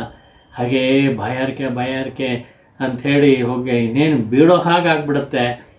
ಆದರೂ ಹೋಗ್ತಾ ಇರ್ತಾಳೆ. ಅಲ್ಲೆಲ್ಲೋ ಒಂದು ಬಾಯಾರಿಕೆಗೆ ಬೇಕು, ನೀರು ಬೇಕು. ಈ ವಾಟರ್ ಬಾಟ್ಲ್ ಅದೆಲ್ಲ ಏನು ಇಲ್ವಲ್ಲ. ಹೋಗ್ತಾಳೆ, ನೋಡಿದ್ರೆ ಅಲ್ಲಿ ಒಂದು ಜಲಾಶಯ ಕಾಣತ್ತಂತೆ. ಆ ಜಲಾಶಯ ಇನ್ನೇನು ಹೋಗಿ ಸ್ವಲ್ಪ ನೀರು ಕೈಯಲ್ಲಿ ಬೊಗಸ ನೀರು ತೊಗೊಂಡು ಕುಡಿಯೋಣ ಅಂತ ಹೋಗೋ ಅಷ್ಟೊತ್ತಿಗೆ ಅವಳು ತಡೆಯೋಕ್ಕಾಗಿಲ್ಲ, ಹಾಗೆ ಬಿದ್ದೇ ಬಿಡ್ತಾಳೆ. ಒಂಥರ ಮೂರ್ಛೆ ಹೋದಂಗೆ ಬೀಳ್ತಾಳೆ, ಸುಸ್ತಿನಲ್ಲಿ ಬೀಳ್ತಾಳೆ. ಆವಾಗ ಹಾಗೆ ಎಷ್ಟೊತ್ತು ಬಿದ್ದಿದ್ಲೋ ಗೊತ್ತಿಲ್ಲ. ಹಾಗಿರುವಾಗ ಅಲ್ಲಿ ಕೃಷ್ಣ ಹಾಗೆ ಕಾಣಿಸ್ಕೊತಾನಂತೆ. ಅಲ್ಲಿ ನಿಂತ್ಕೊಂಡು ಇವಳಿಗೆ ಬಾಯಾರಿಕೆ ಆಗಿದೆ, ನೀರು ಕೊಡಬೇಕು ಅಂಥೇಳಿ ಅವನು ವೇಷ ಮಾಡಿಸ್ಕೊತಾನೆ. ಅವನು ಹಾಗೆ ಬಂದು ಕೊಟ್ಟಿದ್ರೆ ಆಗಿರೋದು. ಒಂದು ಹುಡುಗಂಥರ, ಅಲ್ಲಿ ಹಳ್ಳಿ ಹುಡುಗಂಥರ ವೇಷದಲ್ಲಿ ಬಂದು ನೀರು ಹಾಗೆ ಬೊಗಸೆ ನೀರು ತೊಗೊಂಬಂದು ಅವಳ ಬಾಯಿಗೆ ಹೀಗೆ ಹಾಕ್ತಾನಂತೆ. ಹಾಕುವಾಗ ಅದನ್ನು ಅವಳು ಕುಡಿತಾಳೆ. ಎಚ್ಚರ ಆಗಿಬಿಡುತ್ತೆ ಅವಳಿಗೆ. ಹುಡುಗನ್ನ ಮಾತಾಡಿಸ್ಕೊಂಡು ಹಾಗೆ ಎದ್ದು ಹೋಗ್ತಾಳೆ. ಒಂಥರ ಶಕ್ತಿ ಬಂದುಬಿಡುತ್ತೆ ಅವಳಿಗೆ. ಹಿಂದೆ ಎಷ್ಟು ಆಯಾಸವಿತ್ತೋ ಆಯಾಸ ಪರಿಹಾರ ಎಲ್ಲ ಪೂರ್ತಿ ಆಯಿತು. ಆ ಒಂದು ಬೊಗಸೆ ನೀರಿಂದ ಆಯಾಸ ಪರಿಹಾರ ಆಯಿತು ಅಂತಲ್ಲ, ಕೃಷ್ಣನ ಕೈಯಿಂದ ಬಂದಿದ್ದರಿಂದ ಅವಳಿಗೆ ಆಯಾಸ ಪರಿಹಾರವಾಯಿತು. ಹಾಗೆ ಮುಂದೆ ಹೋಗ್ತಾ ಇರ್ತಾಳೆ. ಯಾವುದೋ ಒಂದು ಹಂತಕ್ಕೆ ಬಂದಾಗ ಇದು ಯಾವ ಊರು, ಬೃಂದಾವನ ಬಂತ ಅಂತ ಕೇಳ್ತಾಳಂತೆ. ಆವಾಗ ಜಲಾಶಯ, ಅಲ್ಲಿ ಜನಗಳೆಲ್ಲ ಅವ್ರವ್ರ ಕೆಲಸ ಮಾಡ್ತಿರ್ತಾರೆ ಅಷ್ಟೇ. ಇವಳು ಕೇಳ್ತಾಳೆ, ಹೌದು ಇದು ಬೃಂದಾವನ ಅಂತಾರೆ ಅವರು. ಹಾಗೆ ಇವಳು ಡೌಟ್, ಅರೆ ಬೃಂದಾವನ ಬಂದ್ಬಿಟ್ಟ ಬೃಂದಾವನಕ್ಕೆ ಅಂತ. ಇವಳು ಹೇಗೆ ನಿಜವಾಗಲೂ ಹಾಗೇ ಬೃಂದಾವನಕ್ಕೆ ಬಂದ್ಲ, ಅಥವಾ ಭಗವಂತನೇ ಇವಳು ಇದರಲ್ಲಿ ಬಿದ್ದಿದ್ದಾಗ, ಒಂಥರ ಮೂರ್ಛೆ ಹೋಗಿ ಬಿದ್ದಿದ್ದಾಗ ಅವನೇ ಟ್ರಾನ್ಸ್ಪೋರ್ಟ್ ಮಾಡಿಬಿಟ್ನ, ಅದು ನಮ್ಗೆ ಗೊತ್ತಿಲ್ಲ. ಆ ಥರ ಎಲ್ಲೂ ವರ್ಷನ್ಸ್ ಇಲ್ಲ. ನೋಡೋರು ಹಾಗೆ ಅನಿಸುತ್ತೆ, ಹಾಗೇನೋ ಆಗಿರ್ಬೋದು. ಹಿಂದೆ ವೇದಾಂತೇಶ್ವರ ಪಾಠ ಹೇಳುವಾಗ ಇವರು ರಾಮಾನುಜಾಚಾರ್ಯ ಪಾಠ ಹೇಳಿದಾಗ ಒಂದಾಯಿತು ಅಂತ ಹೇಳಿದ್ನಲ್ಲ, ಹಾಗೆ ಭಗವಂತ ಮನಸ್ಸು ಮಾಡಿದ್ರೆ ಹಾಗೆ ಪೂರ್ತಿ ಟ್ರಾನ್ಸ್ಪೋರ್ಟ್ ಮಾಡಿಬಿಡ್ಬೋದು. ಎಷ್ಟೋ ಕಿಲೋಮೀಟರ್ಗಳು. ಆವಾಗ ಮಧ್ಯ ಭಾರತದಿಂದ ಕಾಂಚೀಪುರದವರೆಗೂ ತೊಗೊಂಬಂದ್ಬಿಟ್ಟ ಭಗವಂತ. ಹಾಗೆ ಇವಳನ್ನು ಬೃಂದಾವನಕ್ಕೆ ಎತ್ಕೊಂಡು ಹೋಗ್ಬಿಟ್ನೋ ಏನೋ ಗೊತ್ತಿಲ್ಲ. ಅದನ್ನು ಅವರು ಹೌದು ಬೃಂದಾವನಕ್ಕೆ ಬಂದಿದೆಯಾ, ಬೃಂದಾವನವೇ ಇದು ಅಂತ ಹೇಳ್ತಾರೆ. ಆವಾಗ ಅದು ನೋಡಿ ಒಂಥರ ತುಂಬ ಪರವಶಳಾಗಿಬಿಡ್ತಾಳೆ. ಬೃಂದಾವನೆಲ್ಲ ಜ್ಞಾಪಿಸ್ಕೊಳ್ಳೋದು ಅಂತ ಹೇಳಿದ್ರೆ ಅವಳೊಂಥರ ಮೂರ್ಛೆ ಅಂತ ಹೇಳೋಕ್ಕಾಗಲ್ಲ, ಹೇಳಬಾರ್ದು. ಹೊರಗಡೆಯಿಂದ ಒಂದು ರೆವರಿ, ಹಗಲ್ಗನಸು ಅಂತ ಹೇಳ್ತಾರೆ. ಹಗಲ್ಗನಸು ಅಲ್ಲ ಅದು, ಆ್ಯಕ್ಚುಲಿ ಭಾವಸಮಾಧಿ ಅಂತಲೇ ಹೇಳ್ಬೇಕು ಅದನ್ನು. ಹಾಗೆ ಹೋಗ್ಬಿಟ್ಟು ಆ ಬೃಂದಾವನದಲ್ಲಿ ತಾನಿದ್ದೀನಿ ಅನ್ನೋದನ್ನು ನೋಡಿಕೊಂಡು ಅಲ್ಲಿರೋರೆಲ್ಲ ಗೋಪಿಕೆಯರು, ಎಲ್ಲ ಸುತ್ತಲೂ ಗೋಪಿಕೆಯರಿದ್ದಾರೆ. ಅವ್ರು ಒಂದೊಂದು ಗೋಪಿ ಜೊತೆಯಲ್ಲೂ ಒಬ್ಬ ಕೃಷ್ಣ ಇದ್ದಾನೆ. ರಾಸಕ್ರೀಡೆ ಜ್ಞಾಪಕ ಬಂದ್ಬಿಡುತ್ತೆ. ಎಲ್ಲ ಹಾಗೆ ಅವ್ರ ಜೊತೆಯಲ್ಲಿ ವಿಹರಿಸ್ತಾ ಇದ್ದಾನೆ ಕೃಷ್ಣ. ಮಧ್ಯದಲ್ಲಿ ರಾಧೆ ಇದ್ದಾಳೆ, ತಾನೇ ರಾಧೆಯಾಗಿ ಇದ್ದಾಳೆ. ಅದನ್ನು ಹಾಕಿಸ್ಕೊಂಡು ಅವಳು ಹಾಗೆ ಮಾಡ್ತಾ ಇರ್ತಾಳೆ. ಎಷ್ಟೊತ್ತು ಅದೇ ನೆನಪಿನಲ್ಲಿ, ಅದೇ ಇದರಲ್ಲಿ ಆ ಭಾವ ಸಮಾಧಿಯಲ್ಲಿ ಇದ್ಲೋ ಗೊತ್ತಿಲ್ಲ. ಎಲ್ಲ ಹಾಗೆ ಕಂಡುಬಿಟ್ಟು ನೋಡ್ತಾಳಂತೆ. ನೋಡಿದ್ರೆ ಎಲ್ಲ ಬಿಲ್ಡಿಂಗ್ಗಳು ಅದು ಇದು ಕಾಣುತ್ತೆ. ಎಲ್ಲ ಇದು ಮರೆಯಾಗೋಯ್ತು. ಆಗಲಿ, ಅದು ಅಂತೂ ಒಂದು ಸ್ಮರಣೆ ಮಾಡಿಕೊಂಡ್ಲು. ಆ ಹಳೆಯ ನೆನಪು ಅವಳಿಗೆ ಉಂಟಾಯಿತು. ವಾಸ್ತವ ಇವಳೇ ಆಗಿದ್ಲೋ ಏನೋ, ಅದು ನಮಗೆ ಗೊತ್ತಿಲ್ಲ. ಹಾಗಾಗಿ ಅದೆಲ್ಲ ಜ್ಞಾಪಿಸ್ಕೊಂಡ್ಲು ಅಂತ ಇದೆ. ಅಂತೂ ಬೃಂದಾವನಕ್ಕೆ ಹೋದ ತಕ್ಷಣ ಅವಳ ಮನಸ್ಸು ಪೂರ್ತಿ ಮೇಲಕ್ಕೆ ಹತ್ತು ಬಿಡುತ್ತೆ. ಅದನ್ನು ಗಮನಿಸ್ತೀವಿ ಅಂತ. ಈಗ ಬೃಂದಾವನಕ್ಕೆ ಬಂದು ತಲುಪಿಸಿ ಆಯ್ತು ಅವಳನ್ನು. ನಮಗೂ ಟೈಮು 1 ಗಂಟೆ ಕಾಲ ಆಗೋಯ್ತು. ಇನ್ನು ಹೇಳೋದಾಗಿದೆ, ಇನ್ನೊಂದು ಸುಮಾರು ಸಮಯ ಆಗುತ್ತೆ. ಸದ್ಯಕ್ಕೆ ಇವತ್ತಿನ ಪಾಠ ಇಲ್ಲಿ ಬೃಂದಾವನದಲ್ಲಿ ನಿಲ್ಲಿಸ್ಕೊಳ್ಳೋಣ. ಬೃಂದಾವನ ಏನೇನು ಆಯಿತು ಅನ್ನೋದೆಲ್ಲ ಮುಂದಕ್ಕೆ ನೋಡೋಣ. ಆಮೇಲೆ ಅಲ್ಲಿಂದ ಏನಾಯಿತು ಅನ್ನೋದನ್ನು ಗಮನಿಸಬೇಕು. ಅದನ್ನು ಮುಂದಿನ ಪಾಠದಲ್ಲಿ ಗಮನಿಸೋಣ ಅಂಥೇಳಿ ಬೃಂದಾವನ ಅಧಿಪತಿಯಾಗಿರುವಂಥ ಪರಮಾತ್ಮನ ಅವನ ಮಹಾಭಕ್ತಿಯಾದ ಮೀರಾಬಾಯಿಯನ್ನು ಸ್ಮರಣೆ ಮಾಡ್ಕೊಳ್ತಾ, ಈ ಬೃಂದಾವನದ ವಿಷಯದಲ್ಲಿ ಹೇಳುವಾಗ ಹಿಂದೆ ಕೃಷ್ಣ ಚೈತನ್ಯರ ಬಗ್ಗೆ ಹೇಳುವಾಗ ಒಂದು ಮಾತು ಹೇಳಬೇಕಾಗಿತ್ತು, ಅಲ್ಲೆಲ್ಲೋ ಮರ್ತೋಯ್ತು, ಅದನ್ನು ಈಗ ಜ್ಞಾಪಿಸ್ಕೊಂಡ್ಬಿಡ್ತೀನಿ. ಈಗ ಬೃಂದಾವನದಲ್ಲಿ ಕೃಷ್ಣ ರಾಸಕ್ರೀಡೆ ಮಾಡಿದ ಜಾಗ ಯಾವುದು ಅನ್ನೋದು ಯಾರಿಗೂ ಗೊತ್ತಿಲ್ಲ. ಈಗ ತುಂಬ ಚೇಂಜ್ ಆಗ್ಬಿಡ, 5000 ವರ್ಷ ತುಂಬ ಚೇಂಜ್ ಆಗಿಬಿಟ್ಟಿದೆ, ಅದು ಯಾರಿಗೂ ಗೊತ್ತಾಗಿಲ್ಲ. ಆದರೆ ಅದನ್ನು ಐಡೆಂಟಿಫೈ ಮಾಡಬೇಕು ಅಂಥೇಳಿ ತುಂಬ ಇಷ್ಟಪಡ್ತಿದ್ರು ಜನಗಳು. ಅನಾದಿ ಕಾಲದಿಂದ ಅದು ಇದ್ದೇ ಇದೆ. ಅದರಿಂದ ಆವಾಗ ಒಂದ್ಸಲ ಕೃಷ್ಣ ಚೈತನ್ಯರನ್ನ ಪ್ರಾರ್ಥನೆ ಮಾಡ್ಕೊಂಡಂತೆ. ಇಲ್ಲಿ ಅವರು ಬೃಂದಾವನಕ್ಕೆ ಹೋಗ್ತಾಯಿದ್ರು, ಮಥುರಾ ಬೃಂದಾವನಿಗೆಲ್ಲ ಬಂದಿದ್ದಾರೆ. ಅವರು ಬಂದಾಗ ಅವ್ರನ್ನ ಪ್ರಾರ್ಥನೆ ಮಾಡ್ಕೊಂಡಂತೆ ಆಗಿನ ಕಾಲದ ಜನರು ಇದನ್ನು ಐಡೆಂಟಿಫೈ ಮಾಡಿ ಗುರುತು ಮಾಡಿ ನಮಗೆ ಹೇಳ್ಕೊಡ್ಬೇಕು, ತೋರಿಸ್ಬೇಕು ಅಂತ ಹೇಳಿದಂತೆ. ಅವರಲ್ಲೆಲ್ಲ ಓಡಾಡಿದ್ರಂತೆ ಕೃಷ್ಣ ಚೈತನ್ಯರು. ಓಡಾಡಿಬಿಟ್ಟು ಯಾವುದೋ ಒಂದು ಜಾಗಕ್ಕೆ ಬಂದಾಗ ಪೂರ್ತಿ ಅವರು ಮೈ ಮರೆತು ಬಿಟ್ರಂತೆ. ಹೇಗೆ ಅವರು ಜಗನ್ನಾಥಪುರಿ ಮೂರ್ತಿಯನ್ನು ನೋಡಿದಾಗ ಭಾವ ಸಮಾಧಿಗೆ ಹೋಗ್ಬಿಟ್ಟು ಹಾಗೆ ಬಿದ್ದೋಗ್ಬಿಟ್ರು, ಹಾಗೆ ಇಲ್ಲೂ ಕೂಡ ಒಂದು ಜಾಗಕ್ಕೆ ಹೋದಾಗ ಅವರು ಹಾಗೇ ಮೈ ಮರೆತು ಇದ್ದು ಹೇಳಿದಂತೆ. ಇದೇ ಅವರ ರಾಸಕ್ರೀಡೆ ಒಂದು ಜಾಗ ಅಂತ ತೋರುತ್ತೆ ಅಂಥೇಳಿ ಒಂದು ಹೇಳಿದ್ರಂತೆ. ಅದನ್ನೇ ಅವರು ಐಡೆಂಟಿಫೈ ಮಾಡಿದ ಜಾಗವನ್ನು, ತುಂಬ ದೊಡ್ಡ ಜಾಗ, ಅದೊಂದು ವನ ಪ್ರದೇಶ. ಅದನ್ನು ಬೌಂಡ್ರಿ ಹಾಕಿ ಫೆನ್ಸಿಂಗ್ ಎಲ್ಲ ಮಾಡಿದ್ದಾರೆ. ಮಾಡಿಬಿಟ್ಟು ಒಳ್ಳೆ ಗಿಡಗಳು ಅದನ್ನೆಲ್ಲ ತುಂಬ ಬೆಳೆಸಿದ್ದಾರೆ. ಅದೊಂದು ವನವಾಗಿರಬೇಕು ಅನ್ನೋ ಅರ್ಥದಲ್ಲಿ ಬೆಳೆಸಿಬಿಟ್ಟು ಅಲ್ಲಿ ಅಂದರೆ ತುಂಬ ತುಳಸಿ ಗಿಡಗಳಿದೆ. ಆ ತುಳಸಿ ಗಿಡಗಳನ್ನು ಒಂದೊಂದು ಕೂಡ ನಾವು ತುಳಸಿ ಗಿಡವಾಗಿ ನೋಡ್ತೀವಿ, ಆದರೆ ಅವುಗಳು ಒಂದೊಂದು ತುಳಸಿ ಗಿಡವೂ ಕೂಡ ಒಂದು ಗೋಪಿಯೇ ಆ ರೂಪದಲ್ಲಿ ಅಲ್ಲಿದ್ದಾಳೆ ಅಂಥೇಳಿ ಭಾವಿಸ್ತಾರೆ. ಅಲ್ಲಿರೋರದ್ದು ಅದನ್ನೇ ಹೇಳ್ತಾರೆ. ಹಾಗಾಗಿ ಅಲ್ಲೊಂದು ಕುಟೀರ ತರಹ ಕಟ್ಟಿದ್ದಾರೆ. ಅದಕ್ಕೆ ಏನೋ ಒಂದು ಹೆಸರಿದೆ ರೀ, ಒಂದು ಹೆಸರಿದೆ. ಆ ಕುಟೀರದ ತರಹ ಇದೆ. ಆ ಕುಟೀರದಲ್ಲಿ ತುಂಬ ಇವುಗಳೆಲ್ಲ ಇಟ್ಟಿರ್ತಾರೆ. ಅದೇನು ಐತಿಹ್ಯ ಅಂತ ಹೇಳಿದ್ರೆ, ಆ ಕುಟೀರದಲ್ಲಿ ಪ್ರತಿನಿತ್ಯವೂ ಕೂಡ ರಾತ್ರಿ ಹೊತ್ತು ಕೃಷ್ಣ ಮತ್ತು ರಾಧೆ ಇಬ್ಬರು ಬರ್ತಾರೆ. ಅಲ್ಲಿ ಬಂದು ರಾತ್ರಿ ಪೂರ್ತಿ ಅವರಿಬ್ಬರು ಅಲ್ಲೇ ಉಳಿತಾರೆ ಅಂತ. ಅದಕ್ಕೋಸ್ಕರ ಅವ್ರೇನು ಮಾಡ್ತಾರೆ ಅಂದರೆ, ರಾಧೆ ಕೃಷ್ಣ ಅಲ್ಲಿ ಬರೋದರಿಂದ ಆ ಒಂದು ಜಾಗದಲ್ಲಿ, ಆ ಕುಟೀರದಲ್ಲಿ ಎಲ್ಲ ಹಣ್ಣುಗಳೆಲ್ಲ ತಂದಿರ್ತಾರೆ. ಪ್ರತಿನಿತ್ಯವೂ ಸಂಜೆ ಹೊತ್ತಾದರೆ ಅಲ್ಲಿ ಹಣ್ಣುಗಳು ತಂದಿರ್ತಾರೆ, ಬಾದಾಮಿ ಈ ಥರದ್ದು ಡ್ರೈ ಫ್ರೂಟ್ಸು ಇಟ್ಟಿರ್ತಾರೆ. ಆಮೇಲೆ ಹೂವುಗಳು ಎಲ್ಲ ಇಟ್ಟಿರ್ತಾರೆ. ಅಲ್ಲೊಂದು ಮಂಚ ಹಾಕಿದ್ದಾರೆ. ಅಲ್ಲಿ ಹೋದಾಗ ನಾವು ಮಂಚನ ನೋಡ್ಬೋದು. ಮಂಚ ಹಾಕಿ ಒಂದು ಹಾಸಿಗೆ ಎಲ್ಲ ಹಾಕಿರ್ತಾರೆ. ಅದನ್ನು ರೆಗ್ಯುಲರಾಗಿ ಕ್ಲೀನ್ ಮಾಡಿ ಇದು ಮಾಡ್ತಾರಂತೆ. ಆಮೇಲೆ ಪ್ರತಿನಿತ್ಯವೂ ಕೂಡ ಅಲ್ಲಿ ಅರ್ಚಕರು ಅಂತ ಯಾರಿದ್ದಾರೋ ಅವರು, ಇದನ್ನು ಪುರೋಹಿತರು, ಅವರು ಅದನ್ನು ಮಾಡ್ತಾರಂತೆ. ಹೊಸ ಹಣ್ಣುಗಳನ್ನು ಹೊಸದಾಗಿ ಫ್ರೆಶ್ ಆಗಿ ತಂದಿಡ್ತಾರೆ. ನಿವೇದನೆ ಅಂತ, ಭಗವಂತನ ನಿವೇದನೆಯನ್ನು ಹಾಗೆ ಅಲ್ಲಿಡ್ತಾರೆ. ಅದೇನು ಆಶ್ಚರ್ಯ ಅಂತ ಹೇಳಿದ್ರೆ, ಅಲ್ಲಿ ರಾತ್ರಿ 7 ಗಂಟೆ ಆದಮೇಲೆ ಅಲ್ಲಿ ಯಾರನ್ನೂ ಬಿಡಲ್ಲ. ಆ ಬೃಂದಾವನ ಪ್ರದೇಶಕ್ಕೆ ಬಿಡಲ್ಲ, ಬಾಗಿಲು ಹಾಕಿಬಿಟ್ಟಿರ್ತಾರೆ. ಅಲ್ಲಿ ಹೋಗಬಾರ್ದು ಅಂತ. ಅಲ್ಲಿ ಯಾರಾದರೂ ಹೋದರೆ, ಯಾಕೆಂದರೆ ಇವನು ಕೃಷ್ಣ ರಾಧೆ ಬರೋ ಸಮಯ ಅಂತ ಅದು, ಅದರಿಂದ ಅಲ್ಲಿ ಯಾರಾದರೂ ಹೋಗಿ ನೋಡಿಬಿಟ್ರೆ ಅವ್ರ ಕಣ್ಣು ಹೋಗ್ಬಿಡತ್ತೆ ಅಂಥೇಳಿ ಅದು ನೋಡಬಾರ್ದು. ಮತ್ತು ಆ ಕುಟೀರ ಅಂತ ಹೇಳಿದ್ನಲ್ಲ, ಆ ಕುಟೀರದ ಒಳಗಡೆ ಅಂತೂ ಹೋಗೋ ಹಾಗಿಲ್ಲ. ಯಾಕೆಂದರೆ ಈ ಬೃಂದಾವನ ಮೇಯ್ನ್ ಪ್ರದೇಶಕ್ಕೆ ಎಂಟ್ರಿ ಇಲ್ವಲ್ಲ. ಹಾಗಿರೋದ್ರಿಂದ ಆ ಕುಟೀರದ ಅದರ ಒಳಗಡೆ ಇರೋ ಕುಟೀರಕ್ಕೆ ಹೋಗೋಕ್ಕಾಗಲ್ಲ, ಕಣ್ಣು ಹೋಗ್ಬಿಡತ್ತೆ ಅಂತ ಹೇಳ್ತಾರೆ. ಎಲ್ಲ ಈ ಪುರೋಹಿತರು ಹೋಗ್ಬಿಟ್ಟು ಅಲ್ಲೆಲ್ಲ ರೆಡಿ ಮಾಡಿಬಿಟ್ಟು ಬಂದ್ಬಿಡ್ತಾರೆ. ಇನ್ಯಾರೂ ಹೋಗಲ್ಲ, ಬೀಗ ಹಾಕ್ಕೊಂಡ್ಬರ್ತಾರೆ. ಆದರೆ ಮಾರನೇ ದಿವಸ ಬೆಳಗ್ಗೆ ಇವ್ರು ಹೋಗಿ ನೋಡಿದಾಗ ಅಲ್ಲೆಲ್ಲ ಸ್ಕ್ಯಾಟರ್ ಆಗಿರುತ್ತಂತೆ. ಹಣ್ಣುಗಳೆಲ್ಲ ಸ್ವಲ್ಪ ಅರ್ಧಂಬರ್ಧ ಖಾಲಿ ಆಗಿರುತ್ತಂತೆ. ಅಂದರೆ ರಾಧೆ ಮತ್ತು ಕೃಷ್ಣ ಅದನ್ನು ಉಪಯೋಗಿಸಿದ್ದಾರೆ ಅನ್ನೋದರ ಇಂಡಿಕೇಶನಲ್ಲಿ ಬರುತ್ತೆ ಅಂಥೇಳಿ ಹೇಳ್ತಾರೆ. ಇದೆಲ್ಲ ಇದೆ. ಅದರಿಂದ ತುಂಬ ಅಲ್ಲಿ ಆ ತರಹ ಒಂದು ನಂಬಿಕೆ ಇದೆ. ತುಂಬ ಪವಿತ್ರವಾದ ಜಾಗ ಅದು. ಅಲ್ಲಿ ಪಕ್ಕದಲ್ಲೇ ಸ್ವಲ್ಪ ದೂರದಲ್ಲೇ ಯಮುನಾ ನದಿ ಹರಿತಾ ಇರುತ್ತೆ. ಯಮುನಾ ನದಿ ಕಪ್ಪಾಗಿರುತ್ತೆ, ಅದು ಹರಿತಾ ಇರುತ್ತೆ. ಅದರಿಂದ ಎಂಟೈರ್ ಪ್ರದೇಶವೇ ಒಂಥರ ತುಂಬ ಪರಮ ಪವಿತ್ರವಾದ ಒಂದು ಜಾಗ ಅಂತ. ಅದನ್ನು ಐಡೆಂಟಿಫೈ ಮಾಡಿಕೊಟ್ಟವರು ಕೃಷ್ಣ ಚೈತನ್ಯರು ಅಂಥೇಳಿ ಗಮನಿಸ್ತೀವಿ.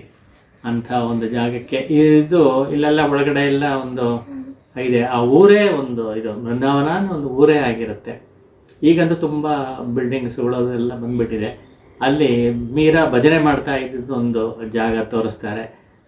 ಮೀರಾ ಭಜನೆ ಮಾಡಿದ ಜಾಗ ಅಂಥೇಳಿ, ಅದು ತುಂಬ ಪ್ರಸನ್ನವಾದ ಜಾಗ. ಅಲ್ಲಿ ಒಳಗಡೆ ಪ್ರವೇಶ ಮಾಡಿದಾಗಲೇ ಮನಸ್ಸು ಒಳಗಡೆ ಎಳ್ಕೊಂಡು ಹೋಗುವಂಥ ಒಂದು ಜಾಗವಾಗಿದೆ ಅದು ಅನ್ನೋದನ್ನು ಗಮನಿಸ್ಬೋದು.